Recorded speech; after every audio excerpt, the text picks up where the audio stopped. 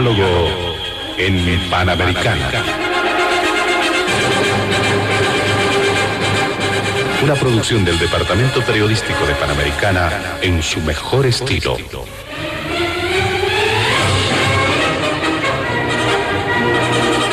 Entrevistas exclusivas sobre temas que crean expectativa general. Diálogo en Panamericana.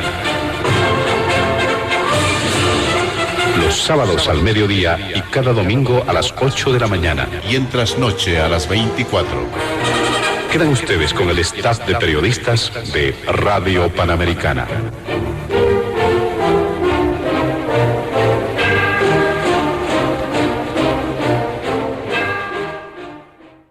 ¿Qué tal, amigos de todo el país? Bienvenidos a Diálogo en Panamericana.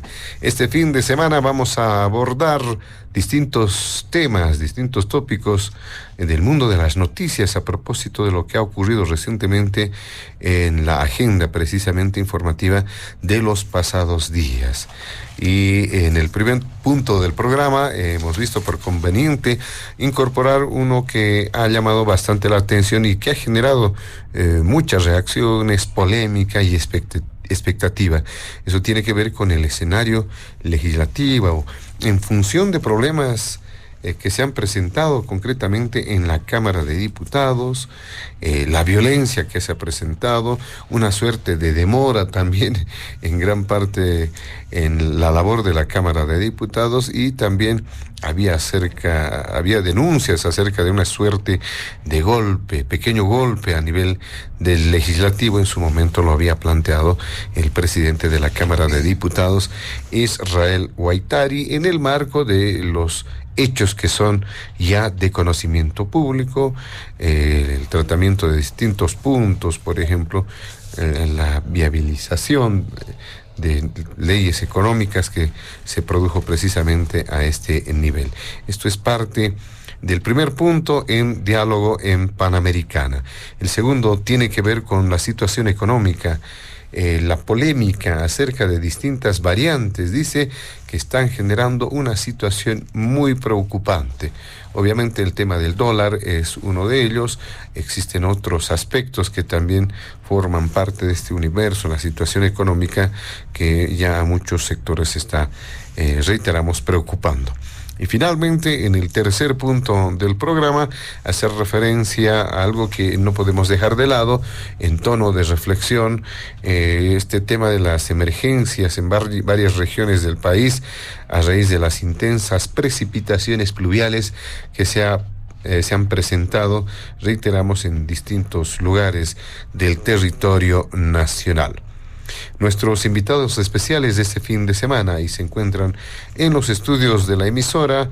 Ellos han participado de un pequeño sorteo para establecer el orden de participación. Por ello, le damos la bienvenida inicialmente a don Manuel Morales como representante del CONADE. También está junto a nosotros la diputada del Movimiento al Socialismo, Daisy Choque, y finalmente el exdiputado nacional, don Fabián Jaksic.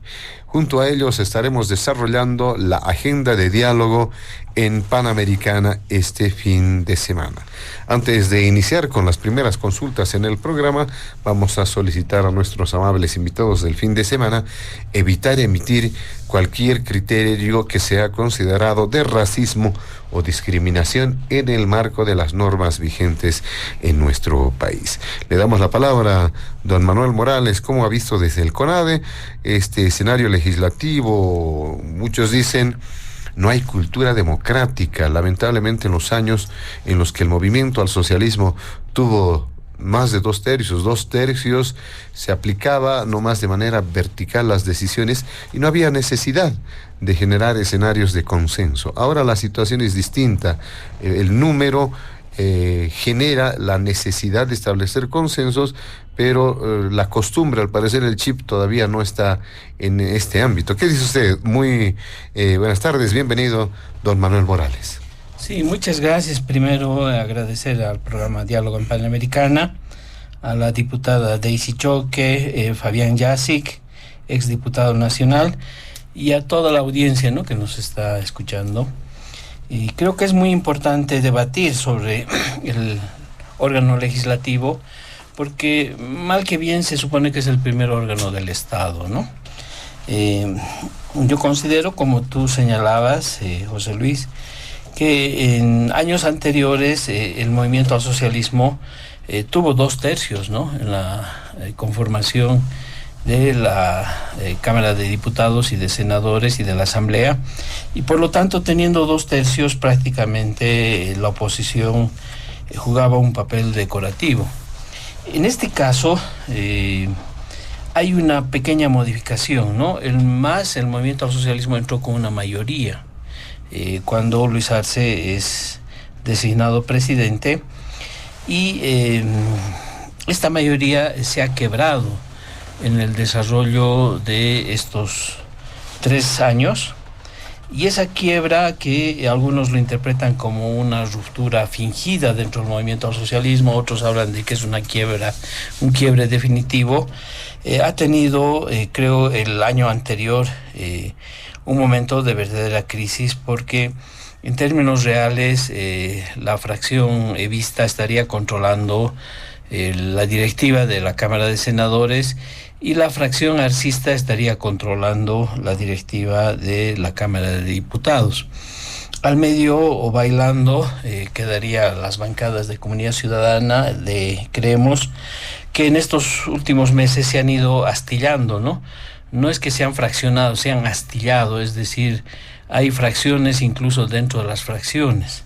Y esta es una muestra de la crisis. Pero creo que el elemento fundamental, para no hablar de las gestiones anteriores, el año 2023 es la imposibilidad, la incapacidad o directamente el sabotaje que desde el gobierno, el ministro Iván Lima y los diputados y senadores del ala arcista han realizado para entorpecer, perjudicar o boicotear o finalmente suspender la realización del proceso de preselección. Es decir, los conflictos internos han generado el incumplimiento del artículo 158 de la Constitución, que dice que es facultad de la Asamblea hacer la preselección de los magistrados.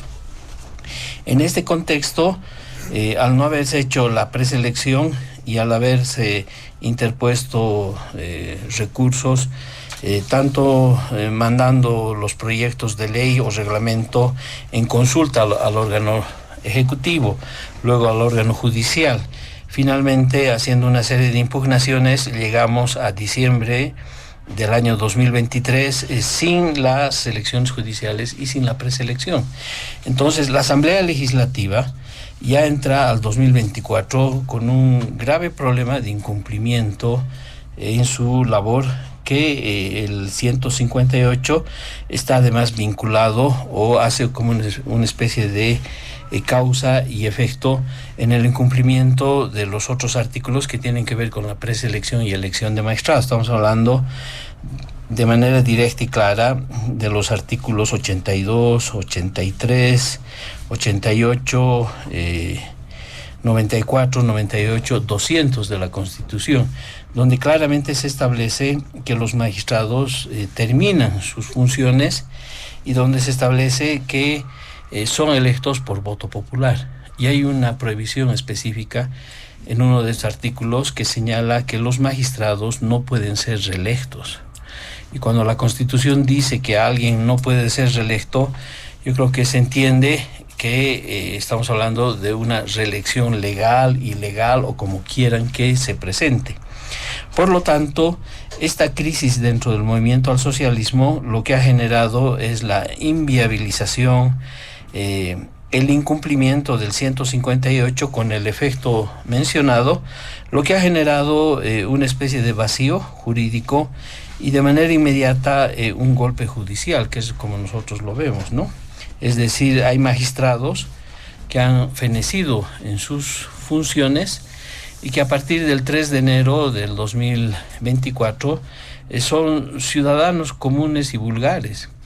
y en la usurpación que están realizando de cargos que no les competen, son vulgares delincuentes, y eso lo hemos dicho acá en La Paz, lo hemos dicho en Sucre, y precisamente esta es parte de la crisis que estamos atravesando.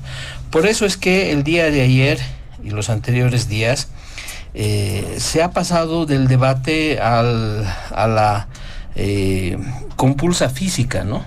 Porque de lo que se trata aquí es de si el ala arcista, controlando la Cámara de Diputados, va a tener la capacidad de neutralizar a las otras tres bancadas, Evismo, Comunidad Ciudadana, Creemos, y si va a tener la capacidad, siendo una minoría, controlando una sola Cámara, de imponer la aprobación de estos créditos y de rechazar además la posibilidad de que el Parlamento cuestione a los magistrados prorrogados o autoprorrogados o promovidos desde el mismo Tribunal Constitucional Plurinacional.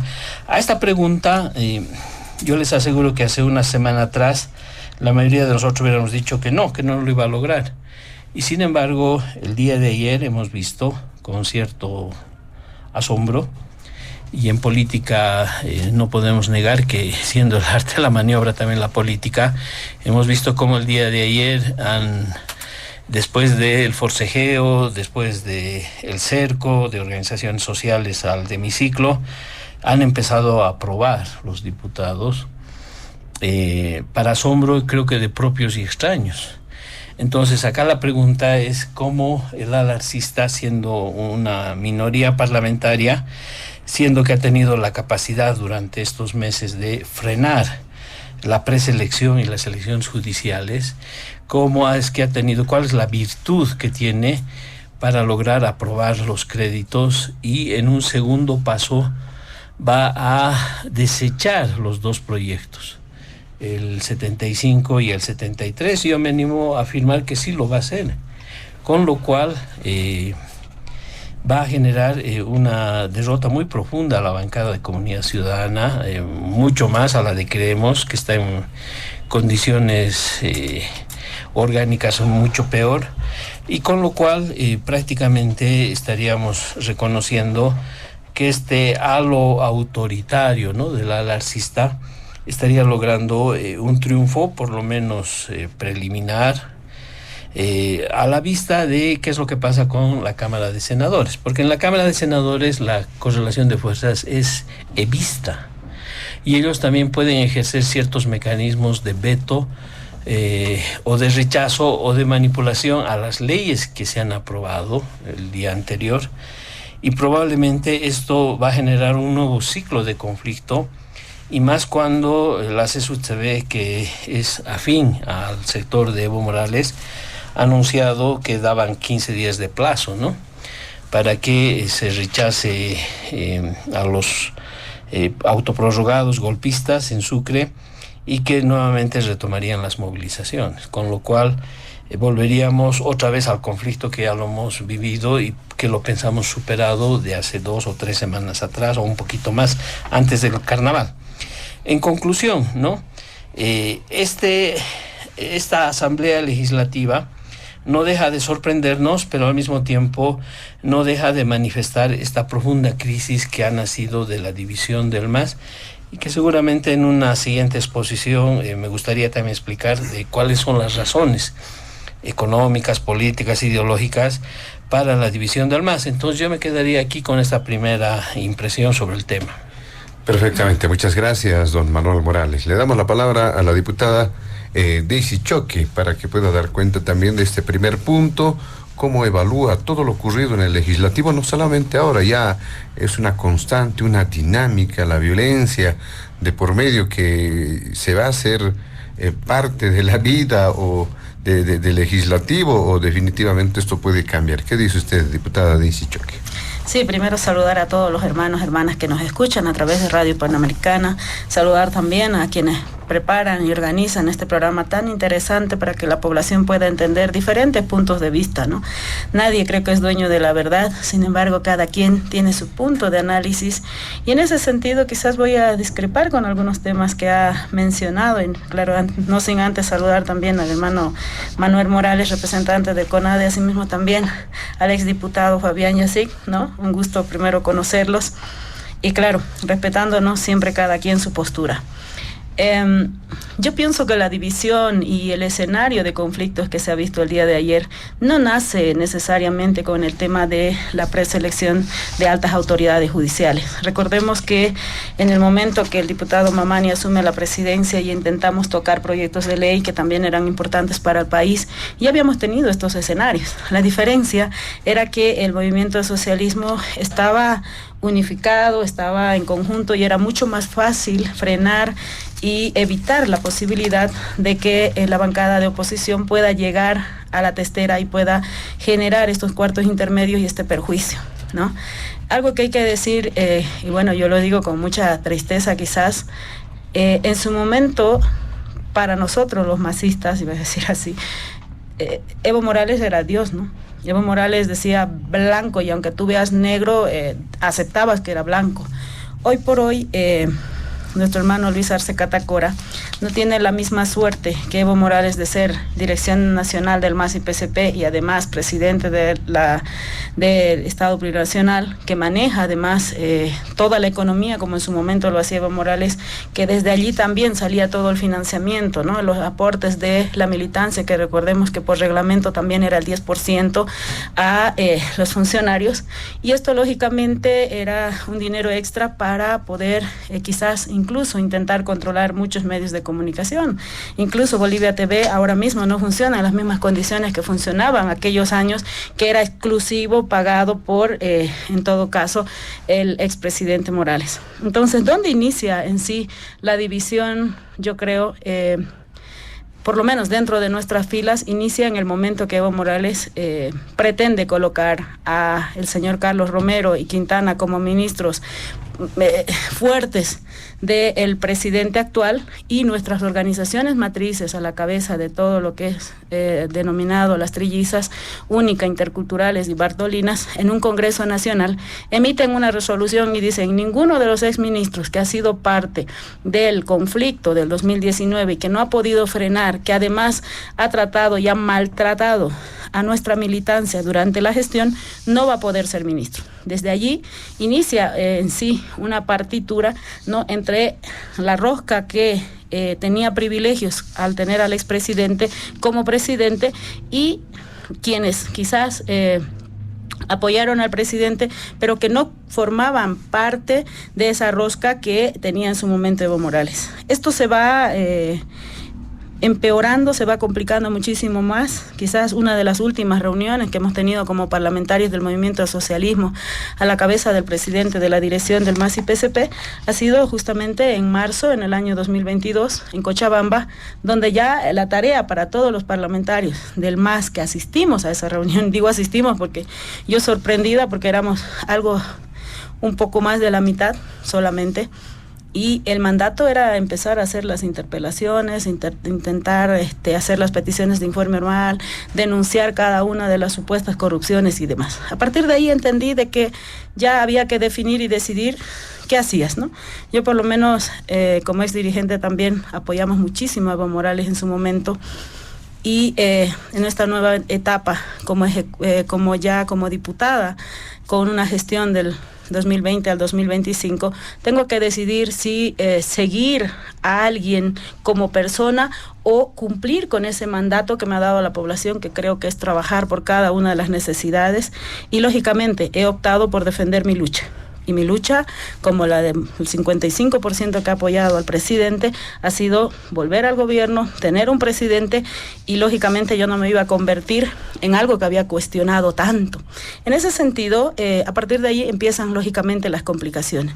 Cada vez más, a un principio era totalmente disimulado la unión, en este caso de Creemos Comunidad Ciudadana, y este grupo de parlamentarios que decidió obedecer a una persona y no el mandato del pueblo, ¿no? Cada vez se hace más evidente, y ustedes también anoche han podido ver como medios de comunicación cómo es que el grupo autodenominado Leal, bueno, no sé a quién Leal, pero el autodenominado Leal Radical se une a la misma lucha para juntamente a Comunidad Ciudadana y Creemos intentar evitar las sesiones. Ahora, ciertamente... Fue el jueves en la noche, ¿no? Sí. Y claro, el viernes, ayer prosiguió con otro escenario. Lógicamente, no se me va a quitar de la mente a una diputada que consideraba revolucionaria como la diputada Juani, que es representante además del Alto, su vida en una testera. Para mí es totalmente lamentable, vergonzoso. Vengo de padres que prácticamente han terminado la escuela, pero una de las cosas que nos han enseñado, primero el respeto, ¿no? Primero saber ubicarnos donde estamos, y veo con muchísima pena de que el hemiciclo y la Asamblea Legislativa Plurinacional a través de la Cámara de Diputados de una visión, de una sensación de que es un pre-kinder, porque creo que ni a kinder llegamos, ¿no? Entonces, pero ¿dónde se genera más el quiebre, ¿no? Hablaba acá el hermano de CONADE de que nosotros habríamos retrasado la etapa de preselección. Hay que decirle claramente a la población, nosotros contra viento y marea, peleando así como hemos peleado ayer, logramos aprobar primero el reglamento, porque el 2011 y el 2017 las elecciones judiciales se llevaron a través de un reglamento, no fue con una ley ni siquiera de simple mayoría y menos de 2/3, se hizo con un reglamento del cual nosotros elaboramos, mejoramos y lanzamos y aprobamos dentro de una asamblea. Esta, lógicamente, tuvo muchísimas observaciones, nos plantearon varias acciones jurídicas que prácticamente nos dijeron que tenía que ser a través de una ley. Y ahí nace una ley corta que fue aprobada, si mal no recuerdo, en junio, ¿no? De haber validado el reglamento en marzo, nos daba todos los tiempos necesarios para llegar al 2 de enero del 2024 con nuevas autoridades electas y posesionadas. Pero lastimosamente esto se observa, se cuestiona. Planteamos un proyecto de ley, el cual a la cabeza también del jefe de bancada de Creemos ha sido planteada una acción de inconstitucionalidad porque supuestamente no se le iba a permitir a aquellos que habrían opinado algo que tenga que ver con la política. Y claro, una acción de inconstitucionalidad no sale en un día. Quienes han llevado un proceso saben que después de la primera audiencia o la resolución que se va a revisión toma sus tiempos y prácticamente ha tomado 80 días, que lógicamente esto nos fue restando y se ha generado una situación totalmente utópica, totalmente anormal, algo que quizás en la Constitución no se estableció qué debería pasar cuando ocurriese esto.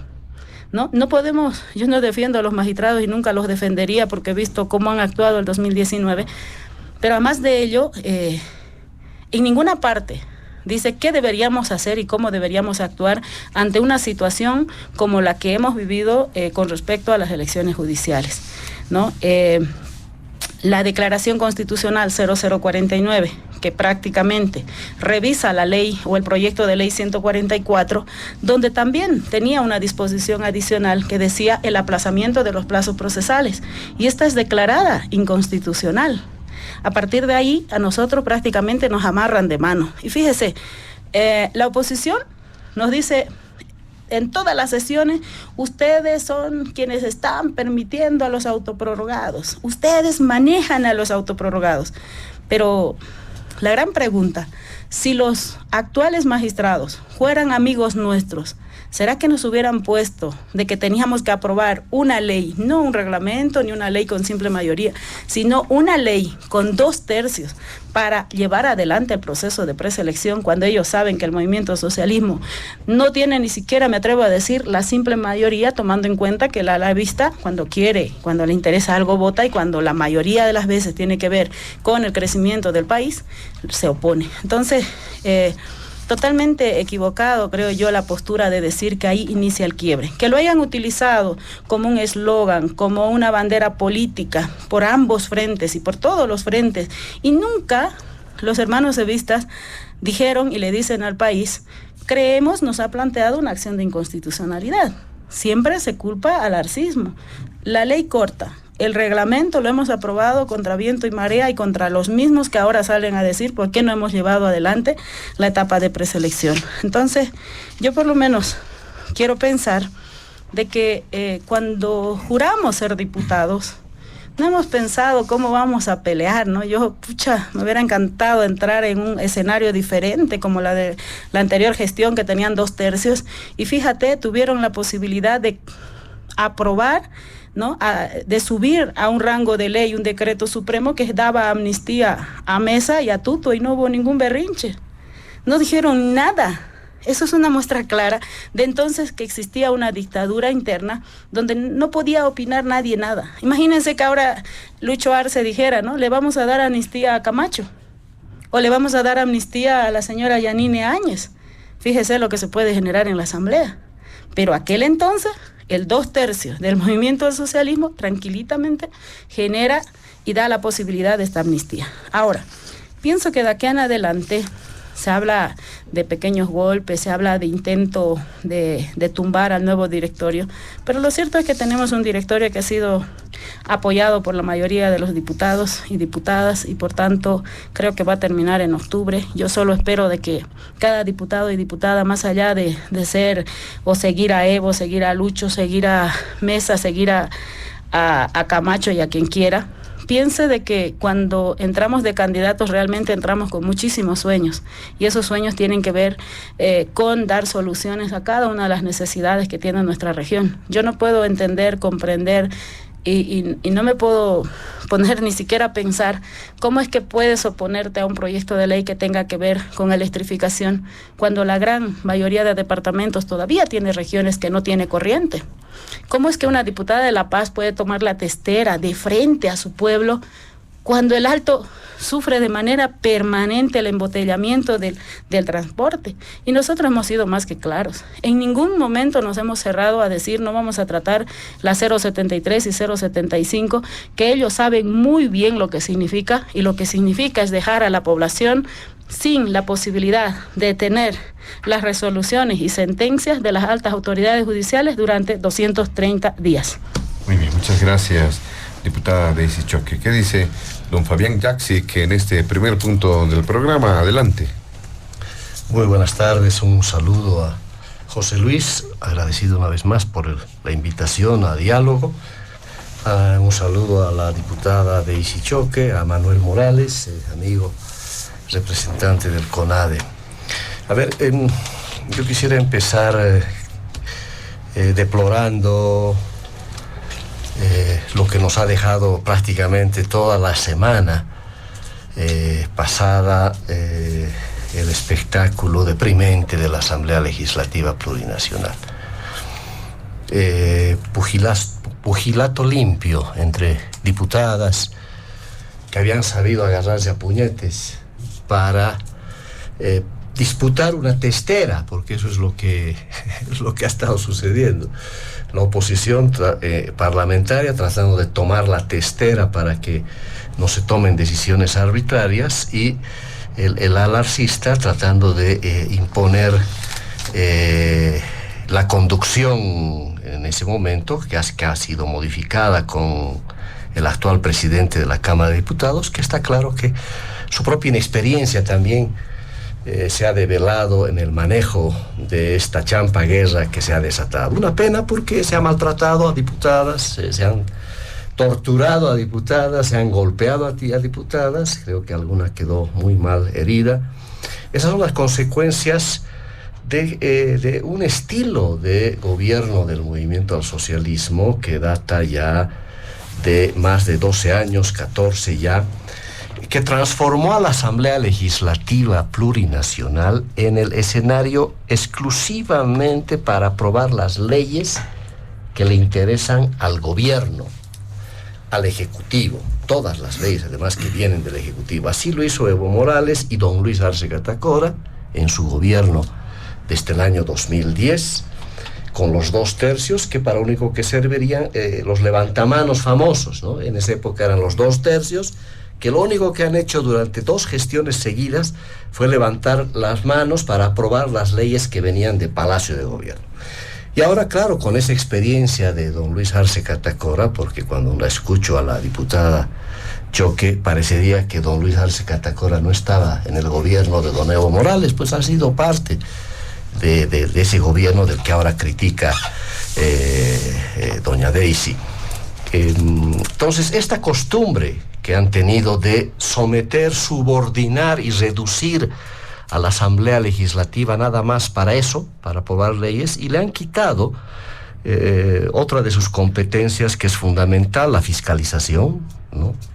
Ha dejado de fiscalizar ya hace más de 2 gestiones, y estos 4 años ya que van a tener de legislatura está sucediendo lo propio. Si tenemos un gobierno acostumbrado a no ser fiscalizado por la Asamblea Legislativa, y claro, peor, la Asamblea Legislativa está ausente de los debates que le interesan a la gente, porque aprueban las leyes. Claro, ellos creen que es a través de las leyes que aprueban para el gobierno, creen que por ese lado es suficiente la representación de la que son portadores, y no es así.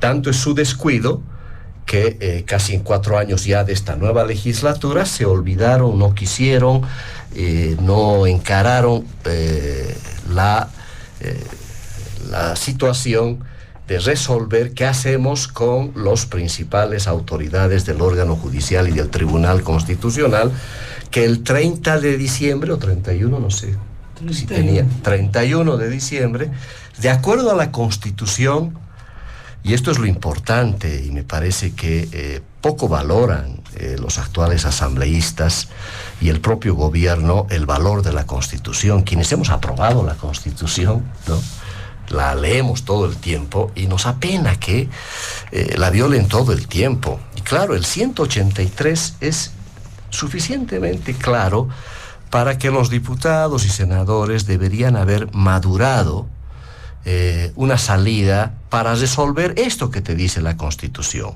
que el periodo de mandato es de 6 años y que los magistrados y magistradas cesarán en sus funciones por varias razones. Una de ellas, por cumplimiento de mandato. O sea, no hay donde perderse. Cesan sus funciones al cumplir su mandato. Y su mandato se cumplió el 31 de diciembre del año pasado. Esto creo que era fundamental que lo tomen en cuenta los asambleístas. Pero como no hicieron su tarea, no se preocuparon de este tema, dejaron que el órgano judicial, especialmente el Tribunal Constitucional, maneje a la Asamblea Legislativa a su gusto, porque es la primera vez que yo veo que hoy gobiernan los magistrados por encima de la Asamblea, que han hecho lo que han querido con la Asamblea Legislativa Plurinacional durante todo el año, con acciones de inconstitucionalidad, cualquiera sea el pretexto, pero parece que los magistrados se han envalentonado y terminados sus 6 años de gestión, ¿no?, han establecido, y este es el origen del despelote que estamos viviendo, que se lo ve también en la Asamblea, la Declaración Constitucional Plurinacional del 11 de diciembre del 2023. Una declaración que realmente para cualquier legislador que se respete debería llamarles la atención, porque el Tribunal Constitucional se atrevió en la 4ª declaración, en el 4º punto, disponer la prórroga de mandato de las autoridades del órgano judicial y Tribunal Constitucional en el actual ejercicio hasta que la Asamblea Legislativa haga su tarea. Es decir, el Tribunal Constitucional no tiene las facultades para estar disponiendo la prórroga de su propio mandato.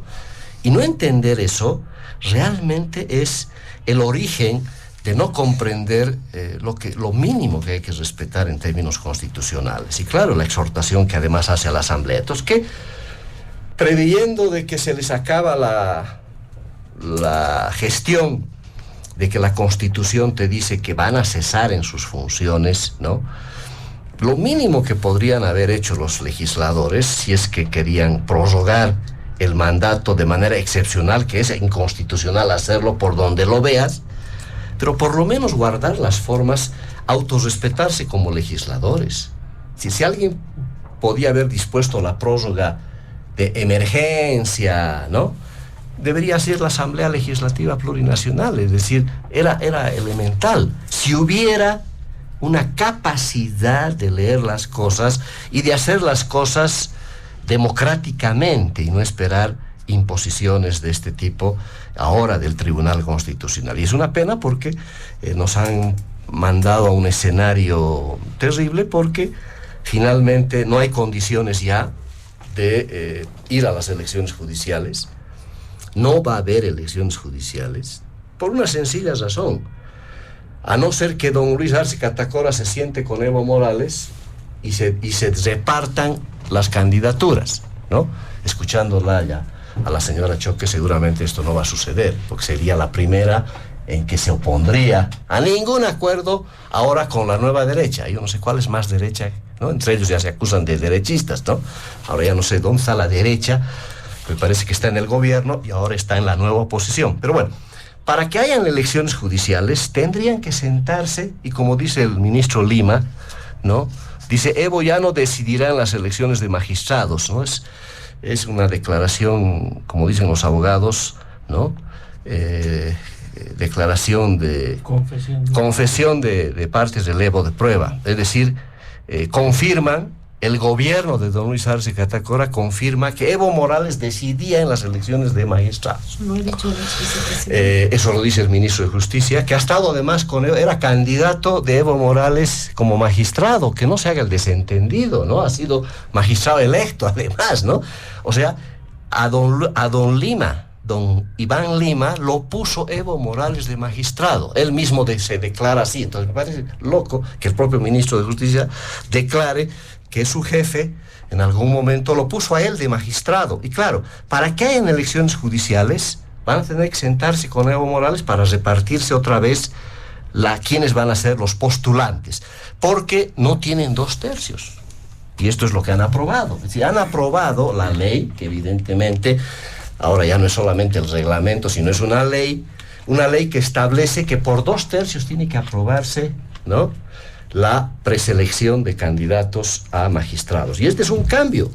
Esto significa ponerle una traba ya estructural, a no ser, como digo, que se sienten otra vez para repartirse, como se han repartido el 2012, el 2017, en las anteriores elecciones judiciales. Y esto es lo que tenemos que entender de este acuerdo al que finalmente llegaron en febrero de este año, un acuerdo para garantizar las elecciones judiciales.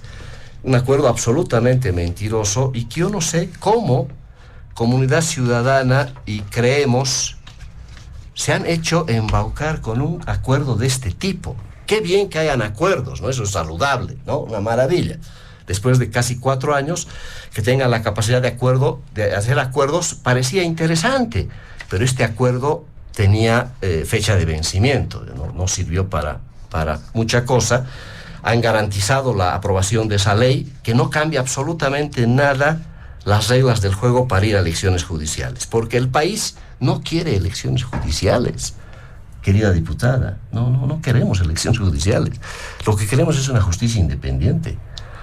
Y si hubiera elecciones judiciales, no va a ser la forma de solucionar, porque ya hemos visto en la práctica qué es lo que pasaron con las anteriores 2 elecciones judiciales. Por eso no entiendo cómo la oposición ha ido a apostar a lograr elecciones judiciales con un sistema de preselección el mismo, casi es el mismo. Alguna coma creo que le han cambiado a lo que se reglamentó el 2012, el 2017, pero prácticamente es la misma base para preseleccionar candidatos, que es lo que no quiere la ciudadanía. No queremos otra vez una preselección amañada, una preselección donde solamente participan candidatos azules. Y esto va a suceder si es que se ponen de acuerdo entre Evo Morales y don Luis Arce Catacora. De no llegarse a ningún acuerdo, definitivamente es imposible que hagan la preselección, y todo es previsible que no haya. Y finalmente, si no aprueban una ley de prórroga de los magistrados, estos magistrados van a quedar autoprorrogados hasta que algún día haya elecciones judiciales, y eso puede ser la próxima legislatura, después del 2025. Es previsible que lleguemos a ese escenario, que sería una pena, porque vamos a ratificar esto que alguien lo decía, el sicariato judicial, ¿no?, que se ha impuesto en el país. Lamentablemente esta es la situación de la justicia diputada, y todos tenemos que lamentar cómo la administración de justicia ha terminado con sicarios, ¿no?, a sicarios a los cuales les encargan procesar a unos y liberar a otros. Creo que doña Daisy Choca ha sido víctima de esto, ¿no?, de estos sicarios, ¿no? Pues entiendo que usted ha estado detenida 7 meses, acusada de estas muertes en Santa Cruz, creo que en Montero. Esos sicarios que procesaron a la diputada Choque son los mismos sicarios que también la liberaron a la diputada Choque. Y eso, así es la justicia, ¿no? La justicia está al mando del gobierno de turno, del dinero, de la corruptela, y esto es lo que queremos cambiar, diputada, y no se va a cambiar con elecciones judiciales. Eso no ha entendido la Asamblea, no hizo su tarea.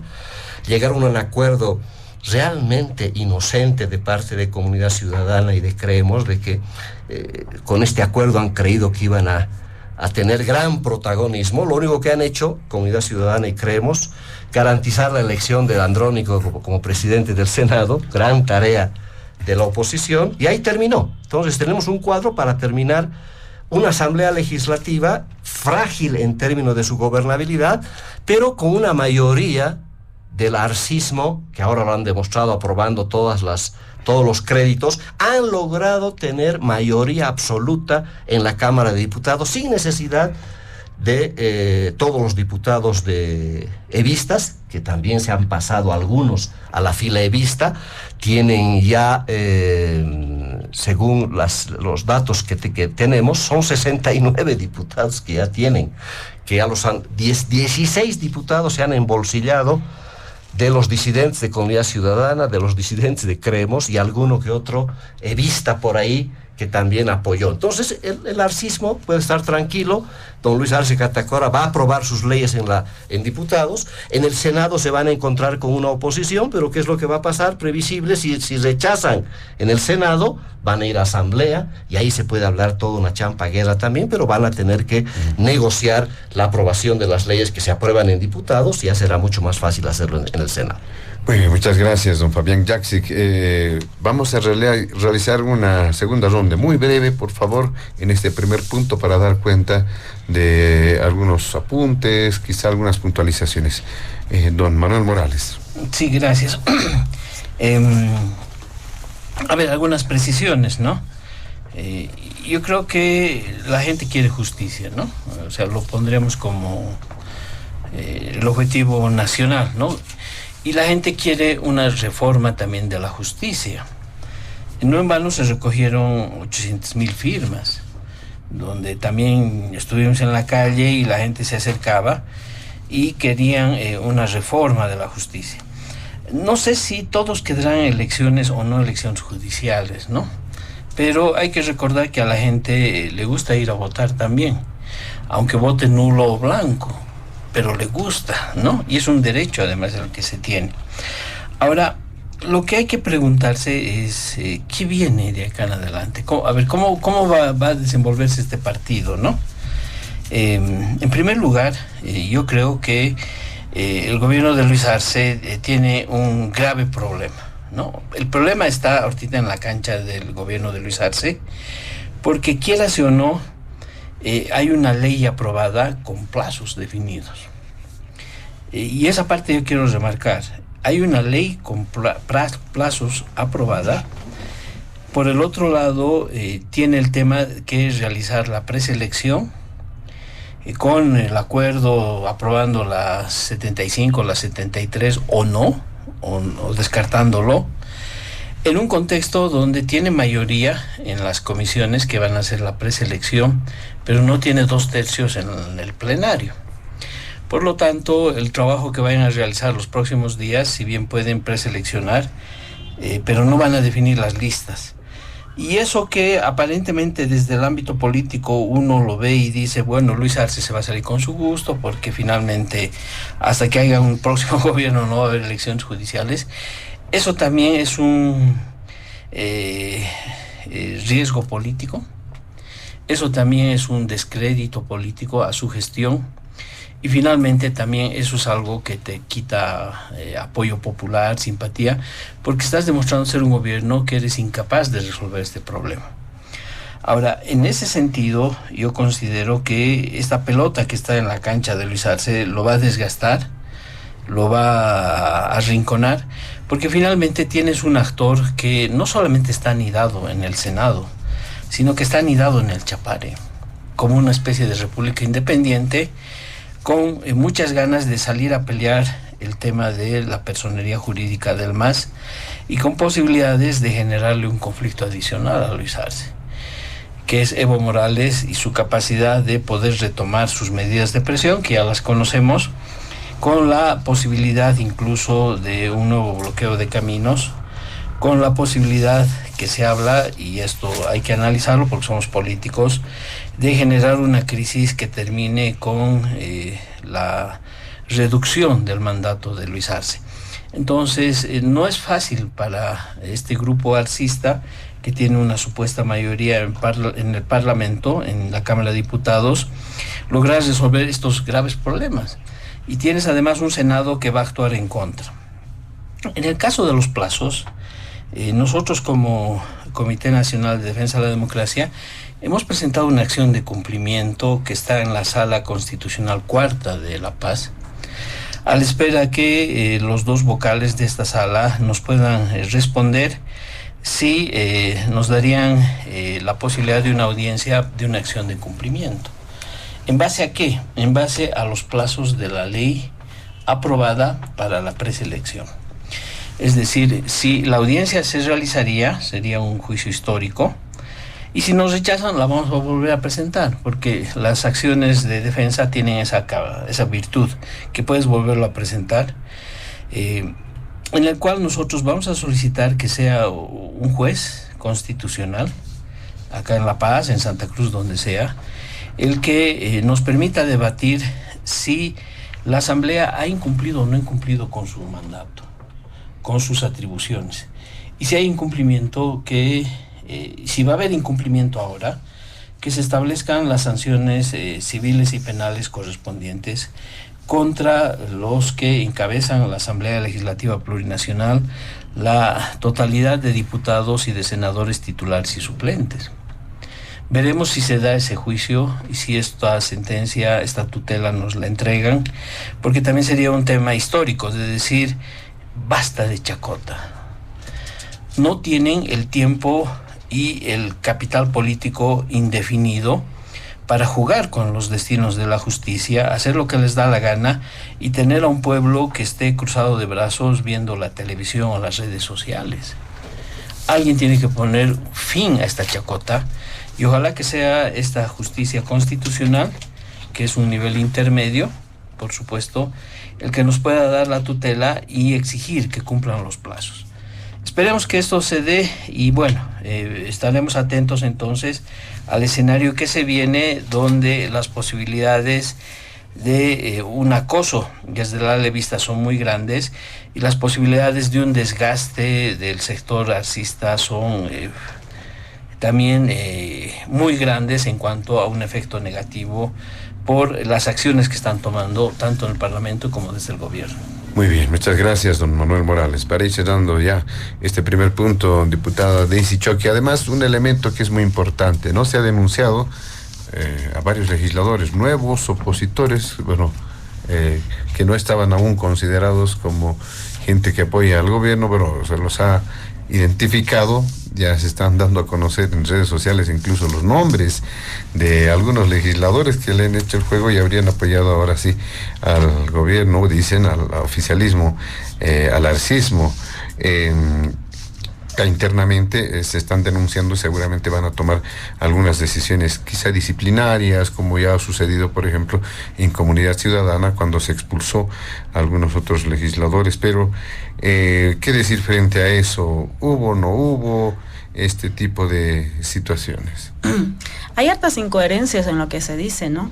A ver, primero que la declaración 0049 son aproximadamente 50 páginas donde claramente empieza explicando desde el reglamento que hemos aprobado, la ley que hemos aprobado, cuáles son los roles y las funciones que tiene el Tribunal Constitucional.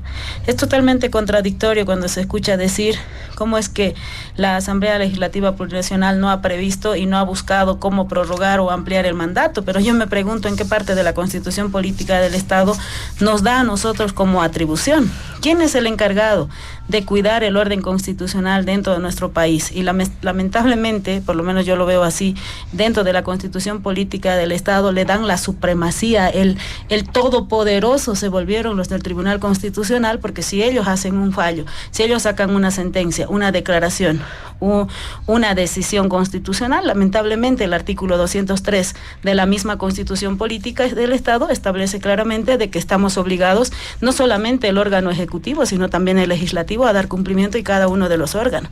Entonces, es contradictorio cuando decimos respetemos la Constitución y también decimos que no es la solución una elección judicial. La Constitución Política del Estado establece claramente cómo se van a llevar a cabo cada una de las elecciones, cómo se va a hacer la etapa de preselección. Nosotros los diputados no tenemos la tuición de ampliar mandatos ni de nombrar magistrados. Nosotros simplemente hacemos la etapa de preselección para darle esa lista al Tribunal Supremo Electoral. Ahora, si queremos ser respetuosos de la Constitución, tenemos que leer un artículo tan chiquito, porque yo no voy a decir me he leído toda la Constitución ni la he aprobado, pero intento todo el tiempo enterarme, estudiar y aprender un poco, ¿no? Y el artículo 203 dice que la decisión, la sentencia constitucional son vinculantes, de cumplimiento obligatorio, inmediato, y no existe dónde acudir, ¿no? Ahora acaba de decir el hermano, se han aprobado una ley donde tienen que hacerlo con 2/3. Nosotros no nos hemos aprobado una ley que tiene que ser necesariamente con 2/3. La sentencia 1010 establece de que la aprobación de la ley para las elecciones judiciales se tiene que hacer por 2/3. La comisión, el comité, la asamblea, todos quienes van a tratar las elecciones judiciales van a ser por 2/3. Por eso mencionaba en anterior intervención de que cómo podemos decir que son nuestros amigos cuando nos han puesto llaves y candados. Y lastimosamente la Constitución establece como que una supremacía por parte del Tribunal Constitucional. Ahora, sencillamente podemos decir, démosle una patada a todos los magistrados y se van a su casa. Es como querer decir, la niñera, su horario es hasta las 6 de la tarde y señorita, te tienes que ir. Pero ¿qué pasa si no llega la siguiente niñera o no llega la mamá a cuidar del niño? ¿Quién se hace cargo? Esa es la gran pregunta. ¿Quién se hace cargo, ¿no?, de estos espacios de altas autoridades judiciales? ¿Quién responde por una demanda de un contencioso administrativo en el Tribunal Agroambiental, por ejemplo? ¿Quién responde una casación que debería salir urgente porque hay algo urgente, ¿no? ¿Y cómo le decimos a la población que espere 230 días? Es más, el planteamiento que hace la oposición y el grupo radical, ¿no?, dice, hagamos cesación de mandato y pongámosle a los decanos, ¿no?, que ellos se hagan cargo de todos los procesos. Entonces, pues, pónganle a mi AGP como diputada, que lo va a hacer mejor que yo, pero tiene maestría, tiene diplomados y demás. Creo que una autoridad electa se tiene que reemplazar por otra electa. Y esto lo van a entender muy bien nuestros dirigentes. Pueden no saber ni leer ni escribir, pero de ninguna manera su asesor va a asumir su espacio. Cuando un dirigente cumple su mandato, no se le dice, andate y va a subir tu asesor. Se dice, tienes tanto de plazo para llevar a cabo las elecciones. Y esa es justamente la figura que se está dando ahora. Y si esto es inconstitucional, creo que cualquier otra figura es muchísimo más inconstitucional todavía y se aleja mucho más todavía del marco normativo que tiene el país. Muy bien, para finalizar, don Fabián Jaksic, este primer punto. Bueno, el problema es no entender la gravedad de la situación de la justicia. ¿A qué nos van a condenar? Primero, a tener prorrogados hasta más allá del 2025, porque no se van a poner de acuerdo. Si no se ponen de acuerdo para aprobar una ley de proyectos, menos se van a poner de acuerdo con la lista de preseleccionados, a no ser que, como decía, vuelva la repartija entre Evo Morales y don Luis Arce Catacora y condenarnos, si hay elecciones judiciales, a otros 6 años con sicarios. de la justicia, magistrados que hacen de sicarios. Eso ya no podemos tener. Entonces, ¿qué es lo que debió hacer? Resolver este tema de los prorrogados o no, que es lo que menos le interesa a la gente finalmente. Había una iniciativa por ahí que dicen que los podrían quedarse con una ley, ¿no? Y nada más despachar todo trámite que está archivado. ¿Hasta cuándo? Hasta ir a una reforma judicial. Esa era la obligación, diputada Choque. Si usted cree que hay que cambiar la justicia, no es con elecciones judiciales. Vamos a reformar la Constitución. Y ustedes lo pueden hacer. La Constitución te manda, diputada, te da la facultad de convocar a referéndum por iniciativa legislativa. Usted lo puede hacer, diputada, si hubiera voluntad jurídica, política. Pero no, insisten en la repartija de la preselección, que yo creo que no va a haber, pero si hay, va a ser exactamente lo mismo que el 2012, el 2017. Así que esa preocupación por la justicia realmente no es evidente. Y no le hacen caso, por enésima vez, el gobierno de don Luis Arce Catacora. El ministro Lima ha gestionado la visita del relator especial de las Naciones Unidas, don Diego García Sayán. Recordemos, el gobierno lo trae, así como lo trajo a la OEA para que haga, ¿no? Para que supervise las elecciones y establezca el fraude que hubo el 2019, ahora lo han traído al señor Sayán.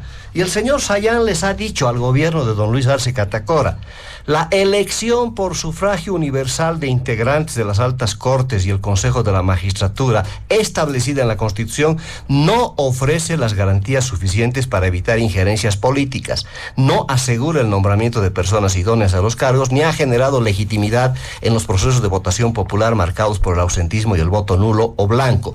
Y otra vez nos quieren llevar a lo mismo, ¿no?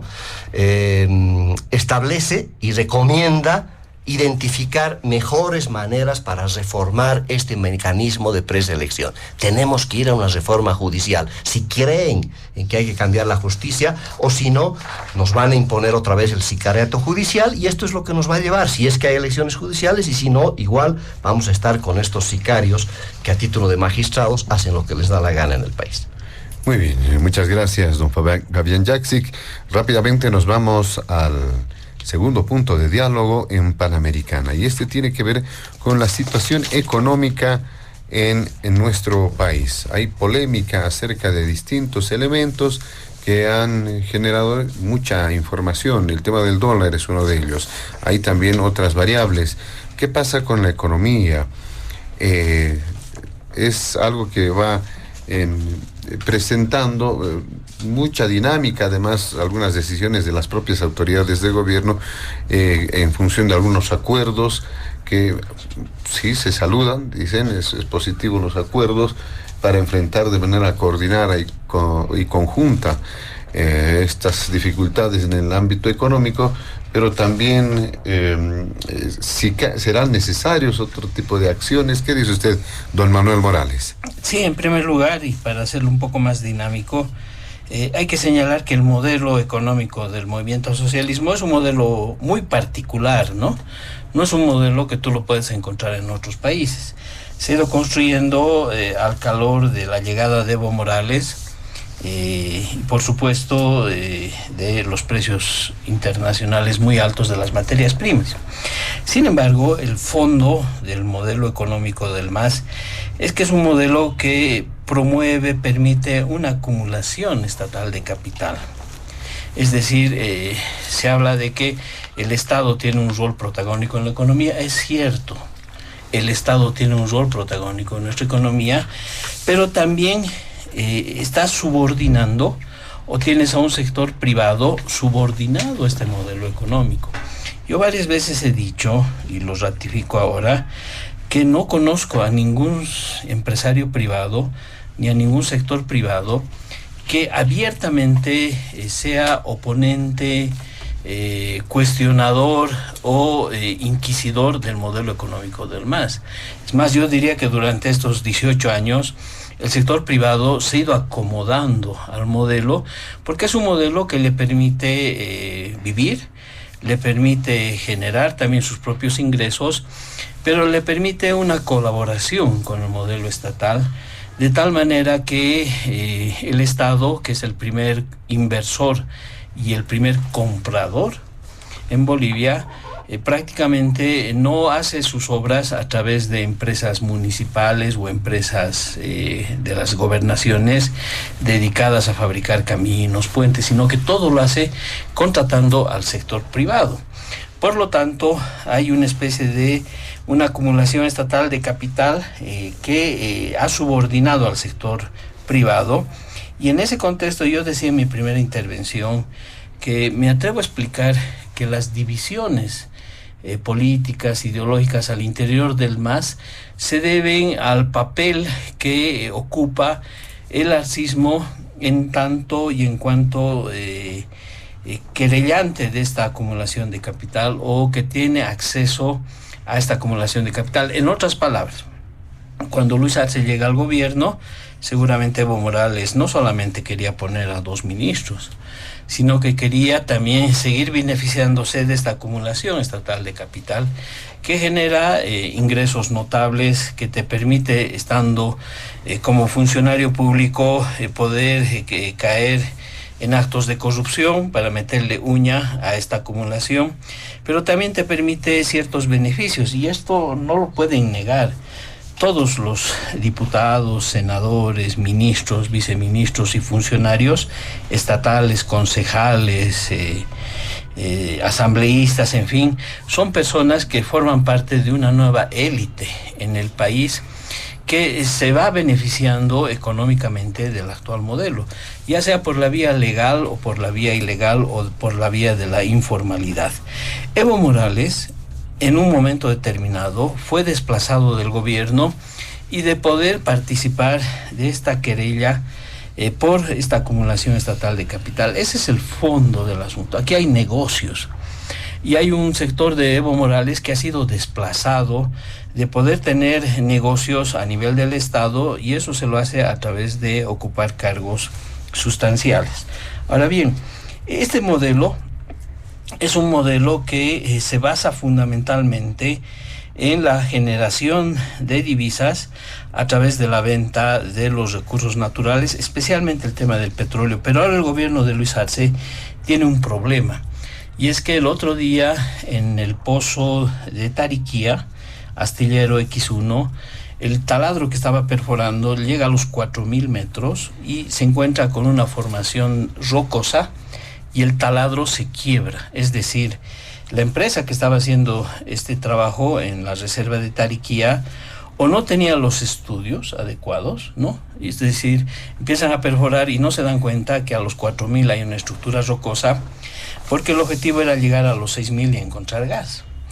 Y el taladro se rompe y la empresa se retira, generando un daño económico de $100 millones por el fracaso en Tariquía, en este astillero. Y esto se explica además porque son 12 proyectos de exploración gasífera que han fracasado, y se calcula que hay un daño de $1.100 millones a la economía boliviana, donde no se ha obtenido una sola molécula de gas que podría reanimar este modelo que está atravesando por una de sus crisis. Ahora, en Bolivia se sabe que tenemos aproximadamente 33.7 millones de metros cúbicos, 14 va a la Argentina, 14 es nuestro consumo, si sumamos 14 y 14 es 28 millones, y 5 millones estaría yendo a la Argentina, 14 va al Brasil, 14 es nuestro consumo, 5 millones va a la Argentina, tenemos los 33.7 millones de metros cúbicos de gas, y por lo tanto ya no existen recursos a nivel de gas para poder vender. Entonces, este modelo ha generado esta generación de ingresos, pero hay una parte que es muy importante, que este es un modelo que nace subvencionando sobre todo 2 precios, el precio de los carburantes y el precio de los alimentos. Esta es una subvención que le permite estabilidad de precios, pero también le permite una baja o nula inflación. Pero resulta que ya empieza a haber algunos antecedentes. No sé si ustedes han escuchado las noticias de que MAPA va a dejar de comprar arroz y trigo a los productores, ¿no? Esto se debe a varias razones. Uno dice que MAPA ya tiene sobreestocado arroz y trigo. Las otras explicaciones, que MAPA está quebrando. o que finalmente ya no existe la cantidad de recursos para hacer estas compras. Por lo tanto, hay una posibilidad de desestabilización en los precios y la subvención es un costo demasiado alto, son casi 3.000 millones de dólares que se gasta al año para generar esta subvención que le genera estabilidad, pero a costa además de un gran endeudamiento, ¿no? Porque este es el otro mecanismo. Se han farreado los 15.000 millones de las reservas internacionales para cubrir los costos de su modelo. Ahora estamos yendo en un endeudamiento de más de 4.000 millones de dólares. Durante la dictadura de Banzer en el septenio, Bolivia se endeudó con casi 5.000 millones, ¿no? O sea, Arce está a punto de igualar al endeudamiento de la dictadura de Banzer, pero además con un endeudamiento interno, ¿no? Que tiene que ver con el tema de las AFPs. Por esas razones, y haciendo un resumen, podemos señalar que el modelo del MAS es un modelo de acumulación estatal de capital, de uso de esa acumulación en términos de corrupción por parte de los funcionarios públicos y una nueva élite masista que se está enriqueciendo gracias al discurso de la nacionalización, etcétera, etcétera, y que es un modelo que está haciendo aguas por el tema de la imposibilidad que tiene el Estado de generar un manejo de divisas. Se lo han farreado las reservas internacionales y ahora últimamente han hecho un acuerdo de 10 medidas que en los hechos no le va a dotar al gobierno de una cantidad nueva de dinero y ratifica lo que yo les había dicho de esta subordinación del sector privado al sector estatal, cuando, por ejemplo, en el segundo punto de los 10 acordados entre el sector empresarial y el gobierno, se dice que va a haber una devolución inmediata de los CDIMs, que son los certificados, ¿no?, de devolución de impuestos a las exportaciones, previa la entrega de las divisas por exportaciones. Es decir, el gobierno les ha puesto la soga al cuello al sector exportador y si quieren devolución de CDIMs y los 10 acuerdos que prácticamente no son muy sustanciales, tiene que el sector exportador entregar todas las divisas al Banco Central de Bolivia como otro mecanismo de esta colaboración estatal-privada que se está desarrollando. Vienen momentos de pérdida de control del gobierno respecto a la especulación financiera del dólar, ¿no? El gobierno está intentando un control que no creo que lo vaya a lograr, porque el sector exportador va a preferir en determinado momento vender sus dólares en el mercado a 8 o a 7.7 y por supuesto luego tiene la posibilidad de conseguir más divisas con las exportaciones que se hagan para cubrir los gastos de importación. Y termino con un solo elemento más, ¿no? Y es que esta crisis nos está permitiendo ver el tema del saqueo también que hay a nuestros recursos naturales. El sector, por ejemplo, agroexportador vinculado al tema de la soya, lo único nacional que tiene es la tierra y la lluvia. Prácticamente todos los insumos, las semillas, los tractores, el diésel subvencionado, los agroquímicos, el glifosato, prácticamente las cosechadoras, todo es importado. Realmente el sector empresarial prácticamente importa la mayoría de sus insumos, no se genera y por lo tanto cuando el gobierno además le ofrece al sector empresarial en su acuerdo de los 10 puntos, por ejemplo, que el sector empresarial también participe en las plantas de biodiesel, realmente ahí ya llegamos a la paradoja total. Porque para producir biodiesel el gobierno ha hablado de 150 empresas, la industrialización y que ellos iban a generar una mezcla de aceite para mezclar con diésel, cuando en realidad se lo hace todo eso o solo va a hacer con diésel subvencionado y no se tiene hasta el día de hoy el cálculo de cuánto cuesta producir 1 litro de ese aceite de soya o de la palma africana que justifique realmente una compra masiva de parte del gobierno para mezclarlo con el aceite. Es decir, estamos en una crisis que en los próximos meses va a ser mucho mayor por los aspectos que les acabo de mencionar. Muchas gracias, don Manuel Morales. En este tema económico también hay referencias de la diputada Daisy Choque. ¿Qué elementos se pueden destacar sobre todo o cómo generar aclaraciones, una palabra quizás de aliento a la gente que se encuentra bastante preocupada en este tema? Sí, muchísimas gracias. Creo que no es cuestión de darles palabras de aliento, sino más bien realidades, ¿no? Ciertamente hemos tenido una etapa de las vacas gordas, como ha sido el 2014, aproximadamente con 15.872.000 de reservas internacionales netas. Asimismo también el ingreso de hidrocarburos, que quizás era el momento propicio también para plantear nuevas alternativas económicas para el país, como por ejemplo el tema de reemplazar la importación de combustible que lógicamente nosotros subvencionamos, pero además nos genera una fuga de divisas, ¿no? Algo que mencionaba ahora mismo acá Manuel Morales era de decir qué va a pasar y cuánto va a significar para el país.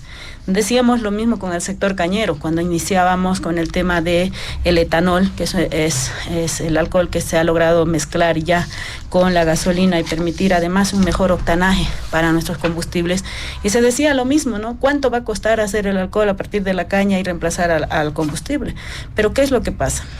Un producto que es nacional, que es utilizado ahora mismo como el alcohol y podemos decir que incluso es más caro que importar gasolina, pero ¿qué nos genera? Nos genera movimiento económico, nos genera fuentes laborales, nos genera un mercado seguro para nuestros productores y es exactamente eso lo que se pretende hacer con el tema de los biocombustibles.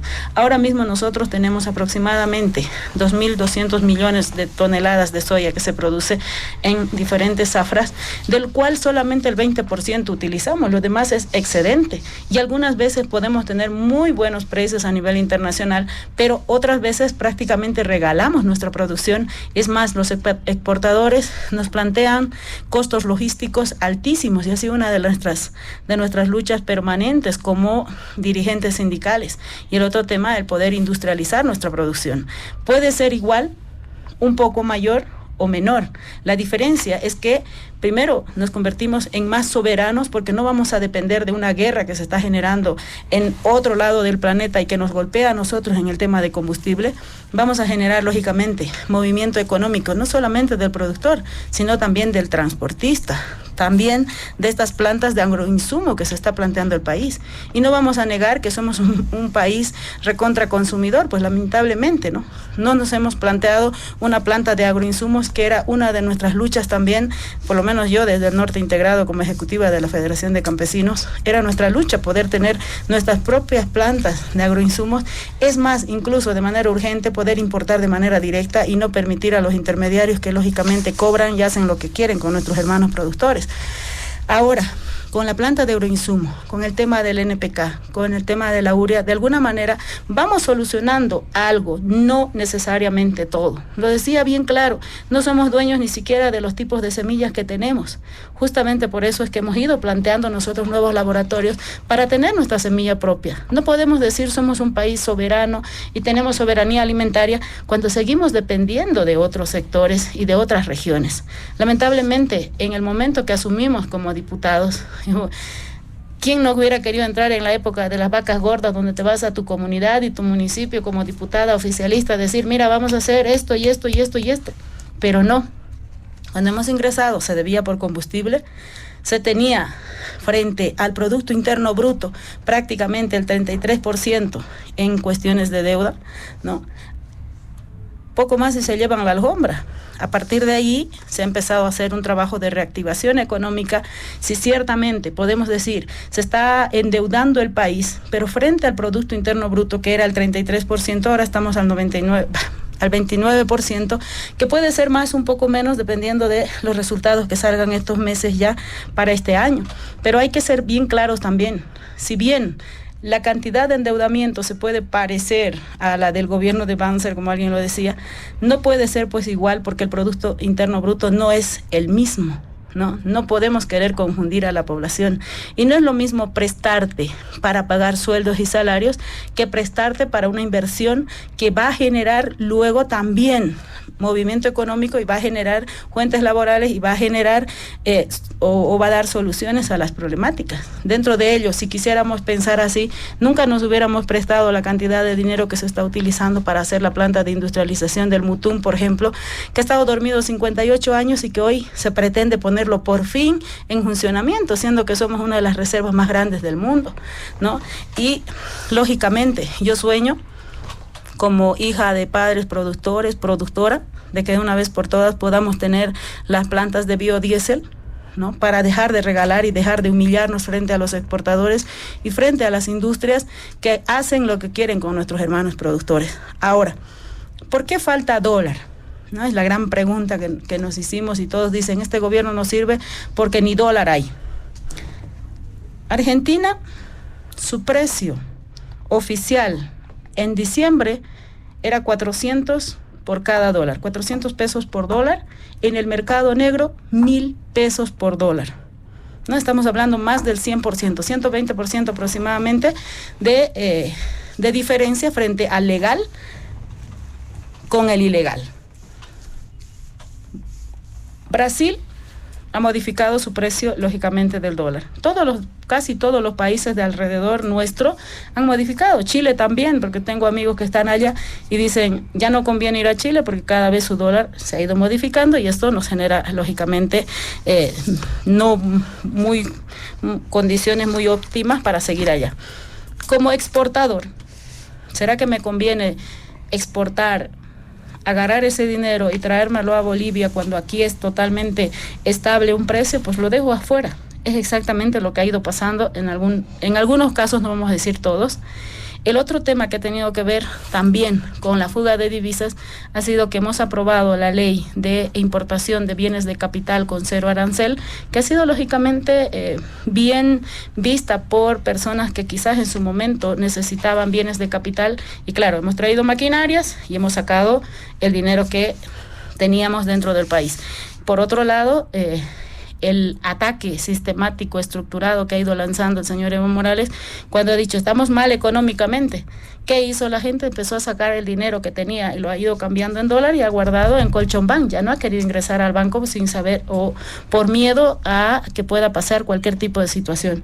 Y solo recordemos lo más cercano que ha pasado. El diputado Ángelo Céspedes sale a decir que el Banco de Unión está en quiebra y que por eso le vamos a otorgar otros 40 millones y la gente empieza a desesperarse y empiezan a haber colas larguísimas en el Banco de Unión que podían incluso generarnos un corralito. Entonces, las posturas irresponsables de algunas personas que todavía tienen o tenían credibilidad en la población también nos ha ido golpeando. Anteayer sale un video de Mapa donde dicen no vamos a comprar más arroz porque no estamos en condiciones de comprar más y todo el mundo lo asocia y dice, bueno, no van a poder comprar, motivo de quiebra o está en quiebra. EMAPA se programa todos los años y hay reuniones con la dirigencia donde se dice cuántas asociaciones van a ingresar, cuántas fanegas, porque en el caso de arroz se maneja las fanegas, cuántas fanegas de arroz se van a recibir. Y claro, antes Yapacaní entregaba un gran porcentaje, que ahora eso se va modificando porque ahora ingresa dentro del mercado del arroz también el departamento del Beni, que hoy es un fuerte productor de arroz. Sería distinto que diga EMAPA, no tengo dinero para comprar, pero tampoco tengo arroz para garantizar el tema alimentario para el país.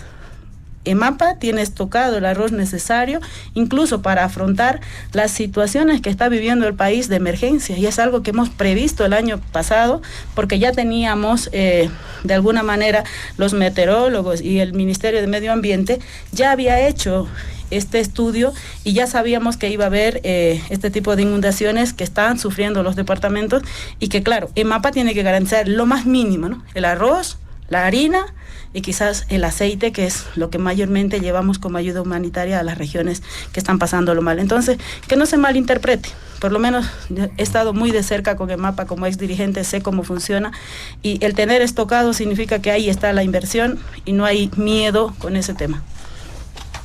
Muy bien, muchas gracias, diputada Daisy Choque. También tenemos la opción de realizar una pequeña ronda para establecer algunas puntualizaciones, apuntes, quizá aporte de datos. Bueno, eso lo vamos a hacer una vez que concluyamos con la participación de don Fabián Jaksic. Don Fabián, su punto de vista en este segundo punto. Bueno, el modelo socioeconómico comunitario productivo está en crisis por una sencilla razón. Nos hemos gastado y hemos sacrificado a las vacas, a la época de las vacas gordas, despilfarrando los recursos que manejó don Luis Arce Catacora durante 14 años y don Evo Morales, ¿no?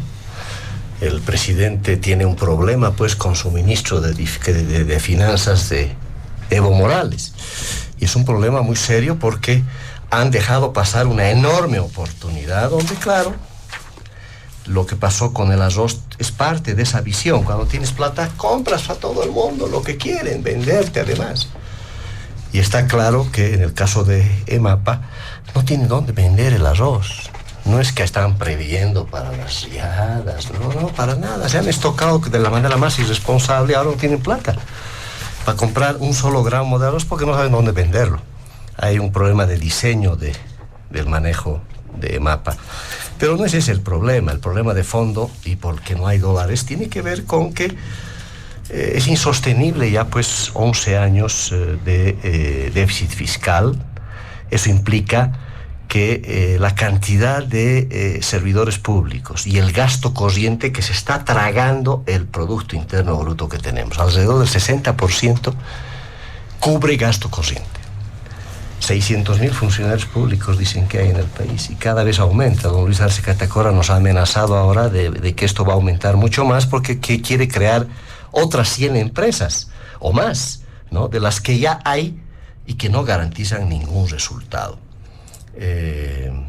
Han llegado a un acuerdo con empresarios, qué bueno que tengan acuerdos, y claro, por fin se dan cuenta de manera tardía que hay que liberar las exportaciones, que los han tenido amarrados durante tiempo, y es por eso que no hay dólares, diputada, porque las exportaciones están controladas, están maniatadas, y ahora se dan cuenta que hay que liberarlas. Qué bien, aunque sea tarde, pero qué bien que lo hagan, y ojalá no modifiquen esa situación, porque el hecho de liberar ahora las exportaciones va a implicar un efecto importante, pero de aquí a 6, 9 meses. No esperemos para mañana el impacto de esta medida. Entre los acuerdos con los empresarios se ha establecido que el Banco Central va a emitir bonos en dólares para captar los dólares que circulan, estos que dice la diputada que ahora están en el colchón bank, ¿no? Para captar eso. Y claro, es una medida desesperada en la medida en que algo se recuperará, pero serán las migajas de lo que es posible. Dicen que en 3 días, en una semana, han llegado a $1 millón cuando se necesita por día para importar más o menos $8 millones diarios que se necesitan. Entonces hemos llegado a una crisis de tal tamaño que no solamente no hay dólares, hemos acabado con las reservas internacionales porque nos hemos gastado todo este tiempo esas reservas internacionales. Pero además, si esto no fuera poco, de 15.000 millones hemos bajado a menos de 1.000 millones las reservas, donde no tenemos liquidez, no tenemos dólares, no existen en el mercado, y dice circulando por ahí los dólares que el Banco Central ahora quiere captarlos con esta emisión de bonos. Ahí nada raro que quizás sea más bien un mecanismo de lavado de dinero, que puede ser interesante, ¿no? Lavar tu dinero ahora con este porcentaje que te puede dar el Banco Central. Veremos qué pasa con esta medida. Se ha planteado, y creo que está en puertas, el levantamiento disimulado de la subvención del diésel a través de este acuerdo con los empresarios de subastar el precio del diésel, ¿no? No lo han dicho, pero es disimuladamente se está levantando la subvención al diésel. Se tiene que resolver qué hacemos con la gasolina. Gasolina más alimentos y más otras subvenciones son más o menos $2.000 millones de nuestro presupuesto que se come cada año. Por tanto, ese es un tema de sangría permanente que tiene que resolverse tarde o temprano, porque todo este modelo lamentablemente se está asentando no solamente en que en 14 años nos hemos gastado todo lo que hemos podido a manos llenas, con inversiones públicas absolutamente improductivas, que no han generado ningún resultado, ninguna multiplicación. Este modelo, finalmente, lo más importante del diseño de este modelo, el 2005, el 2006, cuando empezó este proceso, se decía, cambiemos la matriz productiva. No se ha cambiado la matriz productiva. Y este es un elemento de fracaso de este modelo. Pero se asienta este modelo, lamentablemente, no solamente en esa cantidad de recursos enormes que hemos recibido, fruto de esa época de vacas gordas, sino que además nos hemos seguido endeudando, teniendo cantidad de recursos grande. Y yo le aclaro a la diputada, y esto le puedo encargar como tarea, por favor, porque esto va a repercutir a mediano y largo plazo en contra de todos los bolivianos. Ocurre que el gobierno nos habla solo de la deuda externa, y nos dice que la deuda externa más o menos está por el orden del 30-35% del PIB. Eso es gigantesco, ya solamente la deuda externa, que implica alrededor de 13.000 millones de dólares.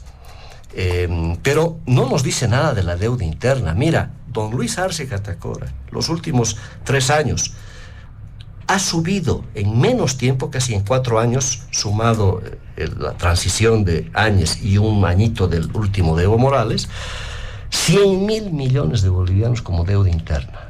El Banco Central lo tenemos como caja chica, ¿no?, para todo, y eso implica una deuda interna de alrededor de 18.300 millones de dólares, diputada.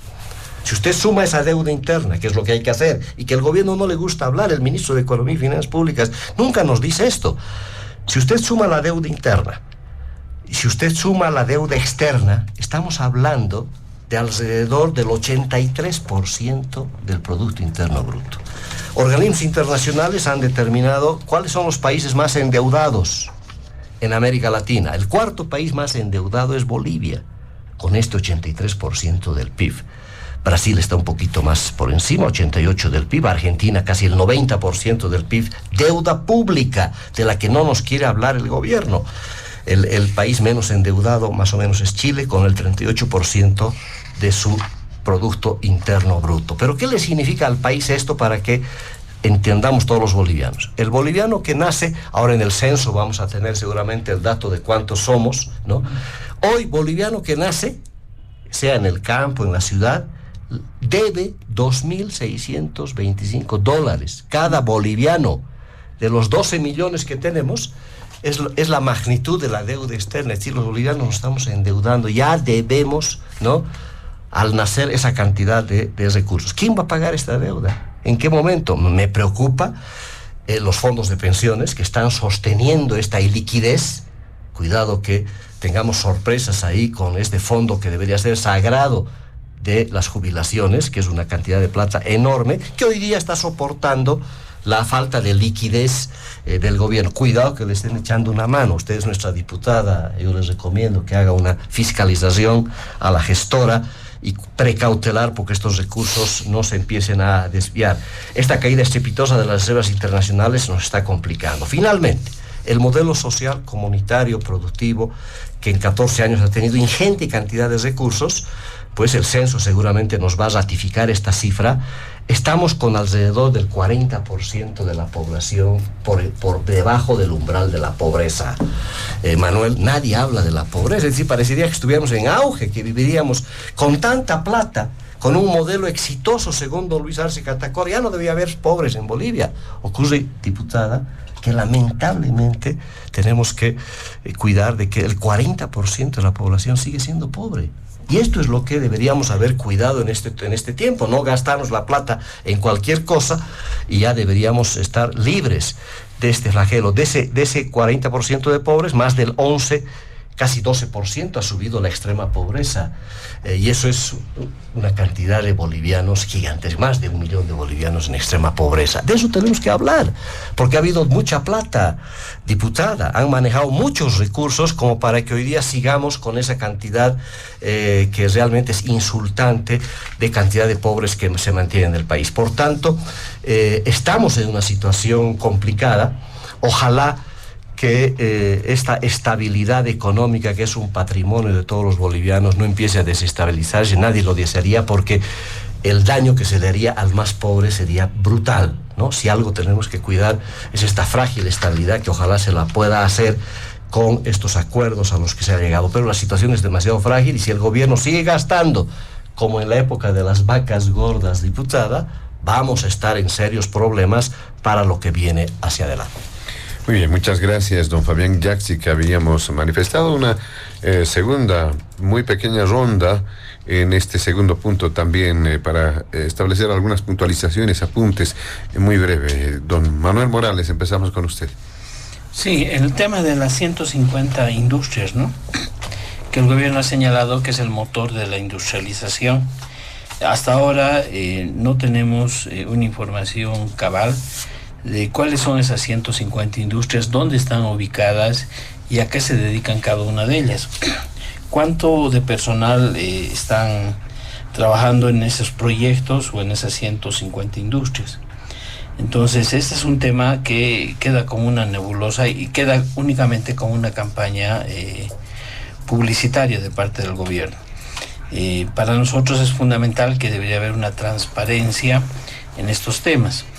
Ahora, volviendo al tema del etanol, la gasolina, el biodiesel, han surgido informaciones estos días de que YPFB estaría a punto de hacer una adquisición de gasolina blanca, ¿no?, que tiene un bajísimo octanaje y que por supuesto tiene un costo de importación mucho menor, ¿no? Esta gasolina blanca prácticamente al tener bajo octanaje generaría pues un daño, ¿no?, a los motores de los automóviles, y es otra forma como el gobierno quiere resolver el tema de la subvención de los carburantes. Ahora, es bien importante que el gobierno en algún momento también transparente el tema de cuáles son los parámetros ambientales que está utilizando en las mezclas. En el caso del etanol, los países vecinos utilizan una mezcla de etanol, el alcohol anhidro, con la gasolina de un máximo de 8%. Se dice que el 5% es lo ideal para obtener una buena mezcla, obtener un buen carburante y que no dañe tu vehículo. Sin embargo, nosotros sabemos por datos que maneja el gobierno que en Bolivia la mezcla llega al 12 al 15%, ¿no? Es decir, la cantidad de alcohol anhídrido que se le mete a la mezcla con la gasolina es demasiado alta y eso a la larga deja de ser sostenible. Y en el caso de el biodiesel, hasta el día de hoy no existe un dato oficial de cuál es el precio de costo de producción de 1 litro de aceite de soya destinado al biodiesel, a hacer la mezcla. Porque además ese litro de aceite de soya se hace también con carburantes subvencionados. Es decir, tú subvencionas la producción de aceite de soya para obtener un precio con el cual vas a mezclar con el diésel, supuestamente para abaratar los costos de importación de diésel.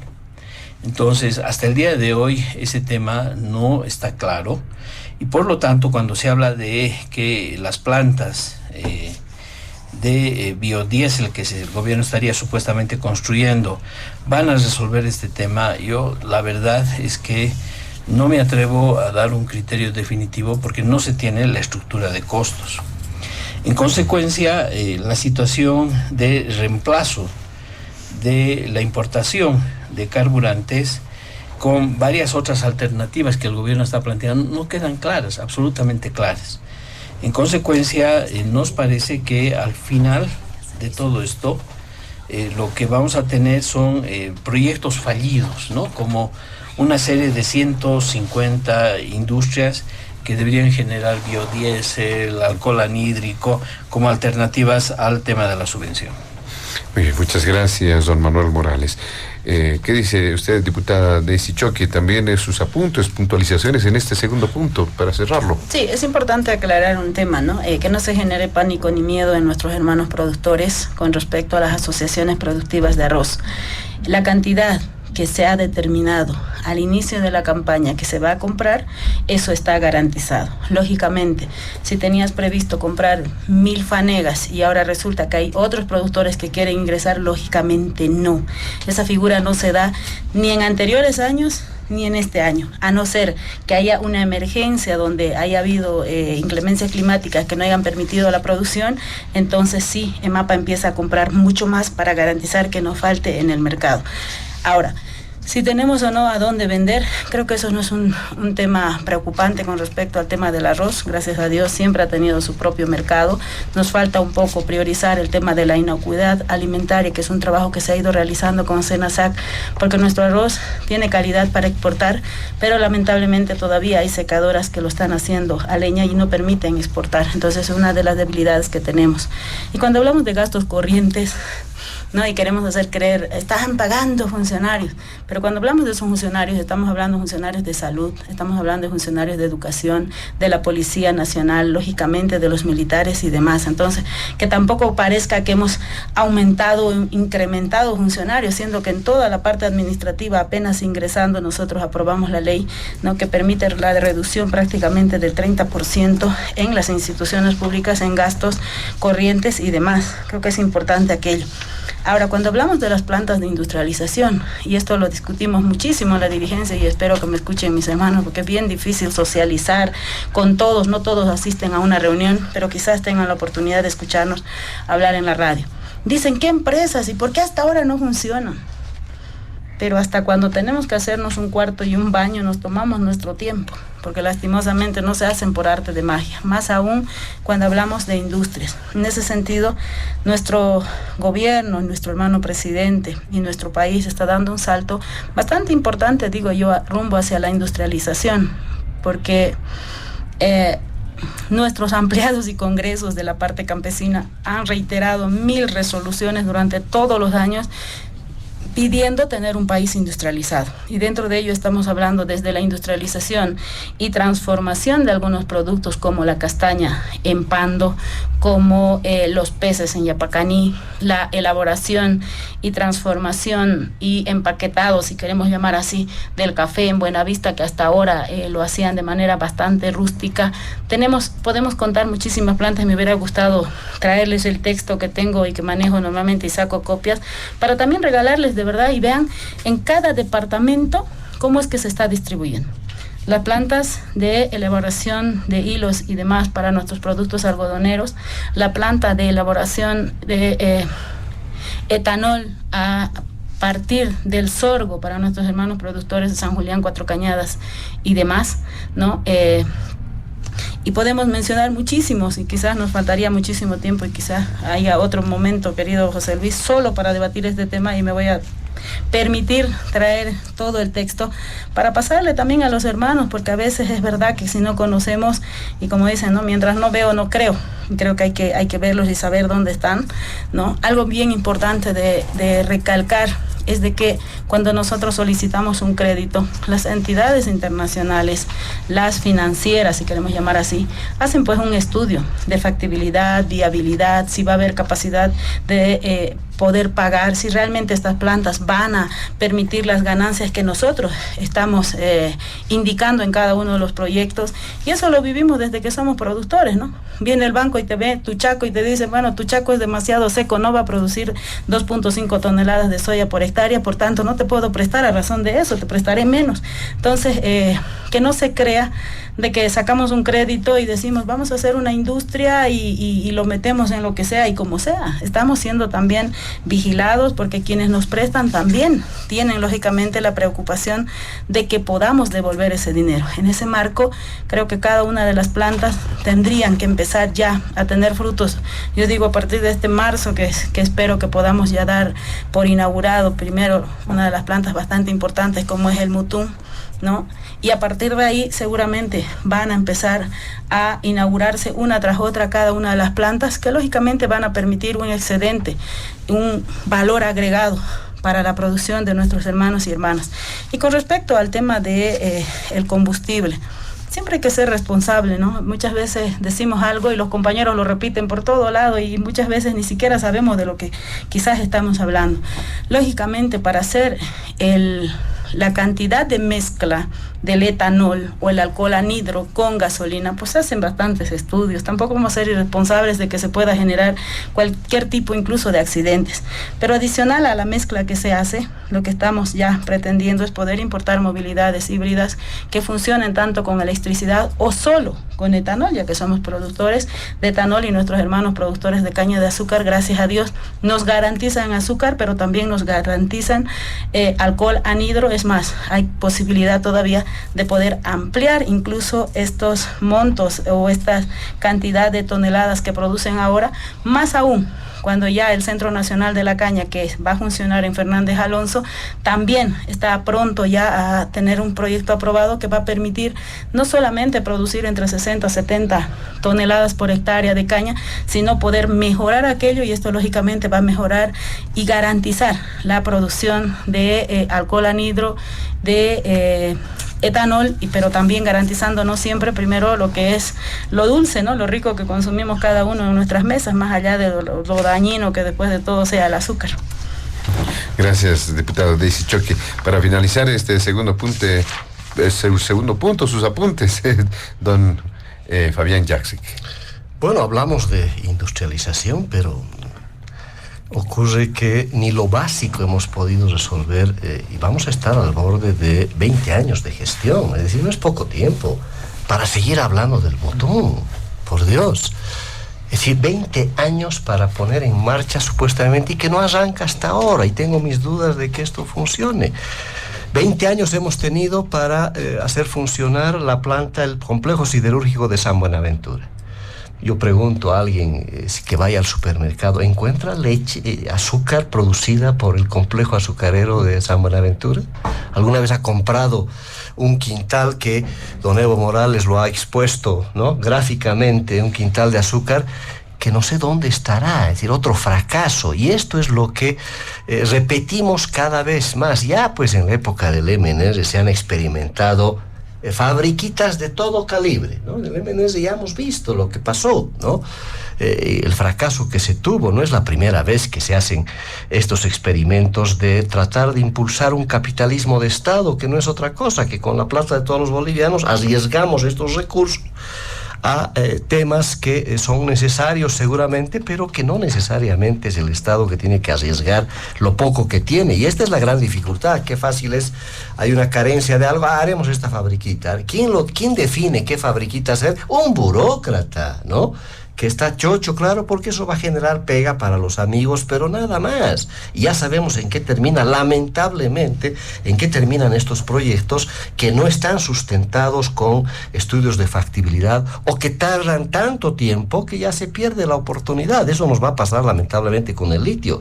¿Cuánto tiempo que estamos ya con una planta piloto experimentando y botando plata? Más de $1.000 millones que nos hemos gastado, hemos botado en el salar, y no hay nada, ¿no? No hay nada ni de materia prima, menos de la batería, que nos han dicho que ya deberíamos estar con batería. Ahora se hacen acuerdos con la Unión Soviética, con Rusia, con empresas rusas y con empresas chinas, sin dar ninguna explicación al país. Y ahí está una falencia de la Asamblea Legislativa Plurinacional. Nadie sabe a qué acuerdos han llegado para la explotación del litio, y todos nos cuentan el cuento de que va a ser el nuevo mar de gas, ¿no? Ese cuento ya lo conocemos, pues, ¿no? Y para que sigamos creyendo en fantasías, porque no hubo ningún mar de gas y hoy día sabemos que se hizo gas, y cuidado que con el litio nos quedemos con lo mismo, porque estamos tardando tanto tiempo en instalar esto, que no somos pues los únicos en el mundo, ¿no?, que hacemos este tipo de industrias. Por tanto, estamos tan relegados que nos damos el lujo de hacer plantas pilotos durante años, fracasando, experimentando, y finalmente acuerdos con empresas rusas y chinas que nadie sabe qué es lo que van a pasar, y esto puede ser muy peligroso precisamente para el futuro de la industrialización o la explotación del litio, que puede ser evidentemente una alternativa importante, pero parece que el camino que estamos escogiendo es el mismo de otros recursos naturales.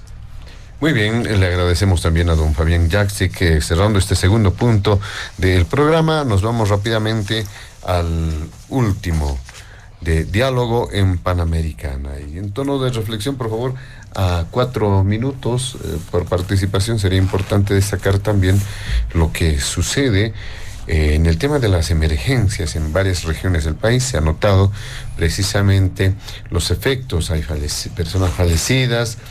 Se ha cuestionado de alguna forma un trabajo deplorable que han tenido algunas autoridades del nivel municipal, departamental e incluso del nivel central para atender lo que ha ocurrido con las intensas precipitaciones pluviales, aunque se dijo que en el caso de La Paz, por ejemplo, de bastante tiempo, varios años, es que se producen lluvias de tal magnitud y obviamente ha generado efectos negativos, por lo cual en distintas regiones también se ha podido observar riadas, anegamiento, deslizamientos, es decir, una situación muy complicada producto de lo que ha ocurrido hasta el momento. En tono de reflexión, reiteramos a 4 minutos, por favor, por participación. Empezamos con usted, don Manuel Morales, el último punto. Sí, es como si hubiéramos pasado del fuego y los incendios al agua y al lodo, ¿no? En cuestión de meses. Hace unos meses atrás estábamos con el tema de las quemas y ahora estamos con el agua hasta el cuello. Y decir que estamos con el agua hasta el cuello no es falso. Fíjense que el día de ayer, hoy día ya ha bajado, está empezando a bajar el agua en Pando, ¿no? Pero esas imágenes del río tapando prácticamente gran parte del puente internacional, a mí me llama a la reflexión y a mí me hace preguntarme si los que diseñan ese tipo de obras tienen algún grado de planificación o finalmente, si como ingeniero o arquitecto, no sé cuál será el grado de responsabilidad o el proyecto en sí mismo, si toman las precauciones necesarias para saber que en determinada época del año o en determinados años esas aguas pueden cubrir el puente y tomar las precauciones para hacerlo pues por lo menos 1 metro más alto, ¿no? Pero esta situación de falta de planificación no solo se ha presentado en Pando, sino en varias localidades donde el río, por ejemplo, se ha llevado por delante caminos, prácticamente se han anegado cultivos. El caso de Sacaba ha sido también muy importante porque se ha visto como una represa o una laguna que había más arriba se ha desbordado y ha tapado por completo casas enteras, granjas de pollos, etcétera, etcétera. O lo que ha pasado en Potosí, donde una riada estaba por encima, ¿no?, de los techos de los autos. Ahora, ¿a qué va mi reflexión, no? A que en Bolivia seguimos en la improvisación, ¿no? Y yo creo que si bien hay más de 300 y pico municipios, yo considero que hay como unos 200 municipios que son inviables en términos económicos y mucho más inviables para solucionar, prevenir y hacer una planificación de estos problemas y tomar las medidas correspondientes. Yo pienso que en el futuro deberíamos caminar hacia otro modelo de municipalización donde se puedan ir integrando las regiones y puedan elaborar proyectos mucho más grandes con recursos propios. Y el otro tema, ¿no?, es que estamos asediados por la informalidad y la ilegalidad. ¿Cómo es posible que en La Paz se vulnere tan fácilmente el mapa de riesgos que te delimita que en esta zona no puedes construir, no debes construir? Y es más, ahora hemos visto por las imágenes que además de ese mapa de riesgos, de esa lógica que te dice que no construyas en estas zonas, de manera reiterada han construido al borde del río, ¿no? Entonces ahora las consecuencias son mucho más funestas porque crece el agua en una situación que no la pensábamos. Hablábamos de que íbamos a tener una sequía, pero ahora el río se socava y tus casas están cayendo, y ahí viene este lamento boliviano que a mí me disgusta muchísimo, de dos sujetos, ¿no? Primero, la población que dice necesito ayuda y que me compense el municipio. quiero en otro lugar que me compense otra vivienda, pese a que son ilegales, vulneran normas. O por el otro lado, ese lamento que en algún momento tenemos que cortarlo, y espero que lo cortemos de raíz, de las autoridades que están viajando a la ciudad de La Paz a pedir ayuda. Es decir, en una situación ya lastimera, un lamento realmente insostenible, o alcaldes que hacen videoconferencias y dicen que están solicitando el traslado de maquinaria, es decir, sus municipios nunca han planificado, no tienen recursos para resolver estos problemas y están a la casa a la espera de que sucedan las tragedias para pedir ayudas. Y lo más trágico de todo esto, que dichas ayudas no llegan a la población. Es decir, luego pasa el tiempo y tenemos una serie de vecinos o pobladores de comunidades que señalan que nunca se beneficiaron de lo que apareció en la televisión. Entonces yo creo que en términos de reflexión, este tema de los riesgos, deberíamos realmente hacer un giro en la lógica del país y poner al país a debatir sobre la necesidad de inviabilizar estos pequeños municipios que se han creado al calor del divisionismo, de la fragmentación del ámbito municipal, y que absolutamente en este momento no nos dan nada. Ni buenos servicios de salud, ni buenos servicios de educación, y mucho menos la atención en estas situaciones de riesgo. Muy bien, gracias, don Manuel Morales. Los últimos minutos, brevemente, en tono de reflexión, este último punto sobre las emergencias, diputada Daisy Choque. Sí, yo solo quiero decir que más allá de buscar culpables y decir que somos desordenados, de verdad duele no poder controlar las inclemencias climáticas. Si bien al juego puedes apagar con el agua, pero al agua no le controlas con el juego. Entonces, fíjese, ¿qué haces como gobierno, como municipio, como pueblo, ante una riada de metros de altura que se te viene encima? Y bueno, yo lo he vivido 1990, el 91 con mis padres, que tuvimos que cambiarnos de casa justamente por estas inundaciones, y sé lo que significa, pero nadie se va a vivir donde vive porque cree que va a inundar o porque no va a inundar.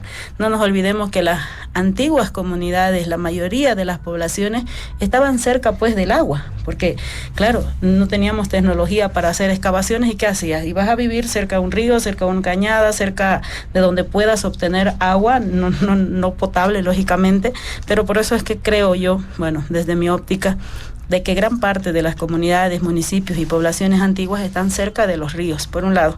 Pero por otro lado, yo hablaba de que de alguna manera teníamos entendido de que este año iba a ser un año muy difícil. Sin embargo, es algo tan imprevisible ver Oruro, ¿no?, inundarse, ver Potosí con riadas, ver La Paz con esa magnitud de agua, y ni hablar de Pando, que lógicamente gran parte de Pando, que tuve gusto de conocer, además muy hermoso y la gente muy linda, pero prácticamente está rodeado por el río Acre, ¿no? Entonces, yo recuerdo bien que el 2016-17 aprobábamos las medidas estructurales junto a CEARPI en Santa Cruz, y uno piensa, pucha, que esa es la gran medida que hiciste, ¿no? Pero luego viene el agua con fuerza, te rompe diques, te cambia la ruta del río, se desborda para un lado o para el otro, crea otros nuevos ríos por ahí.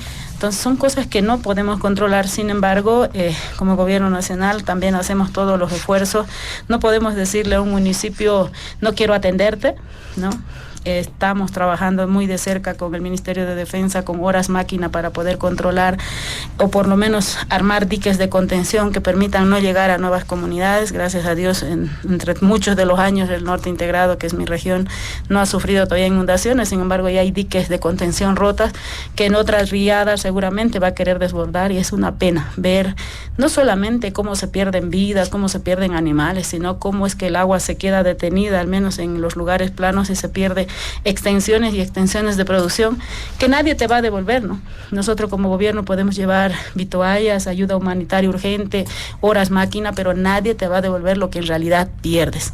Y con respecto a de que si se reparte o no como corresponde, nosotros no podemos ir a darles uno por uno, ¿no? Hay dirigentes conscientes que realmente llegan a todos los que han sufrido o han perdido o están sin nada o han salido de sus casas, pero hay dirigentes, hay autoridades que también no vamos a decir que no, se quedan o llevan a los amigos, y a los que no son sus grandes amigos los dejan sin atender. Más allá de eso, como gobierno nacional siempre levantamos listas y buscamos de que se pueda llegar de la mejor manera posible. Lógicamente no son soluciones, pero por lo menos intentamos paliar el momento.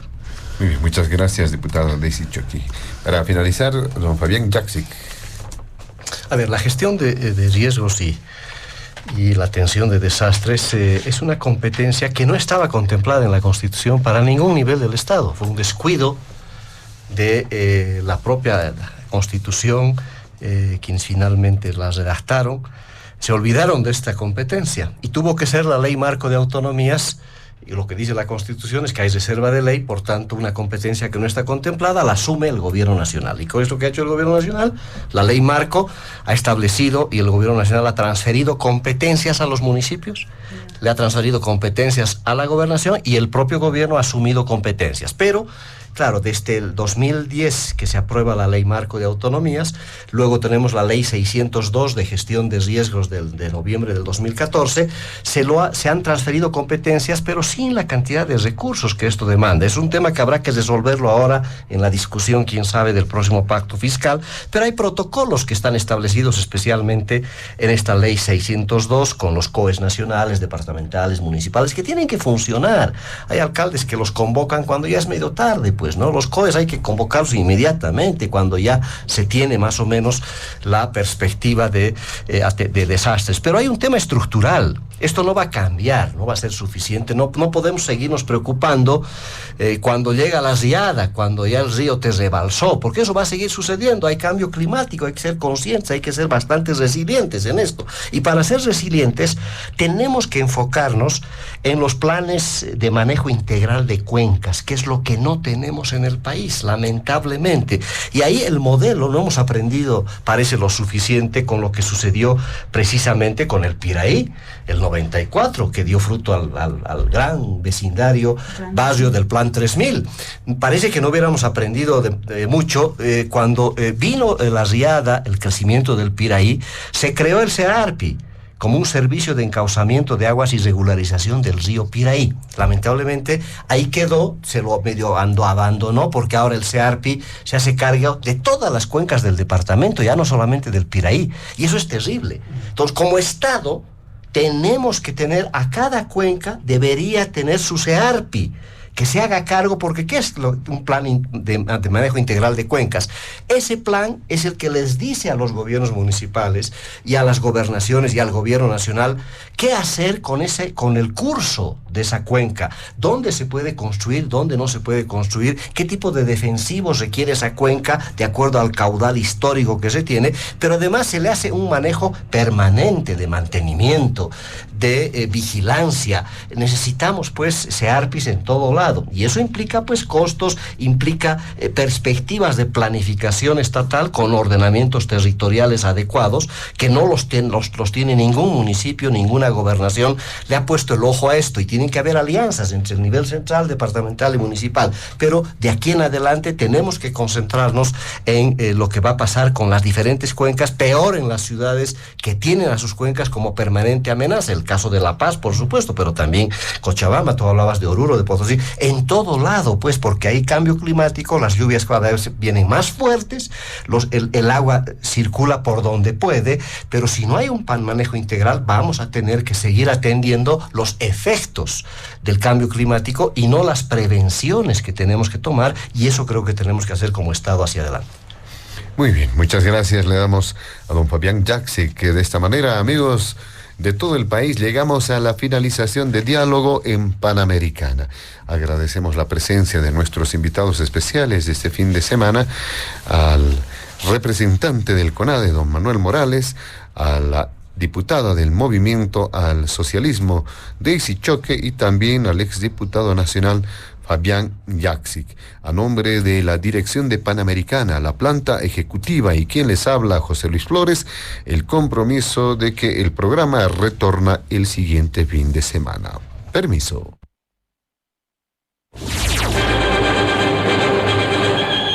Diálogo en Panamericana.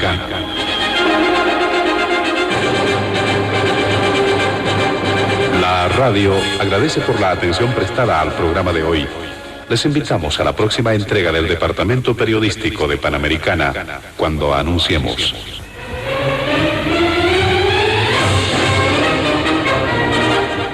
Diálogo en Panamericana.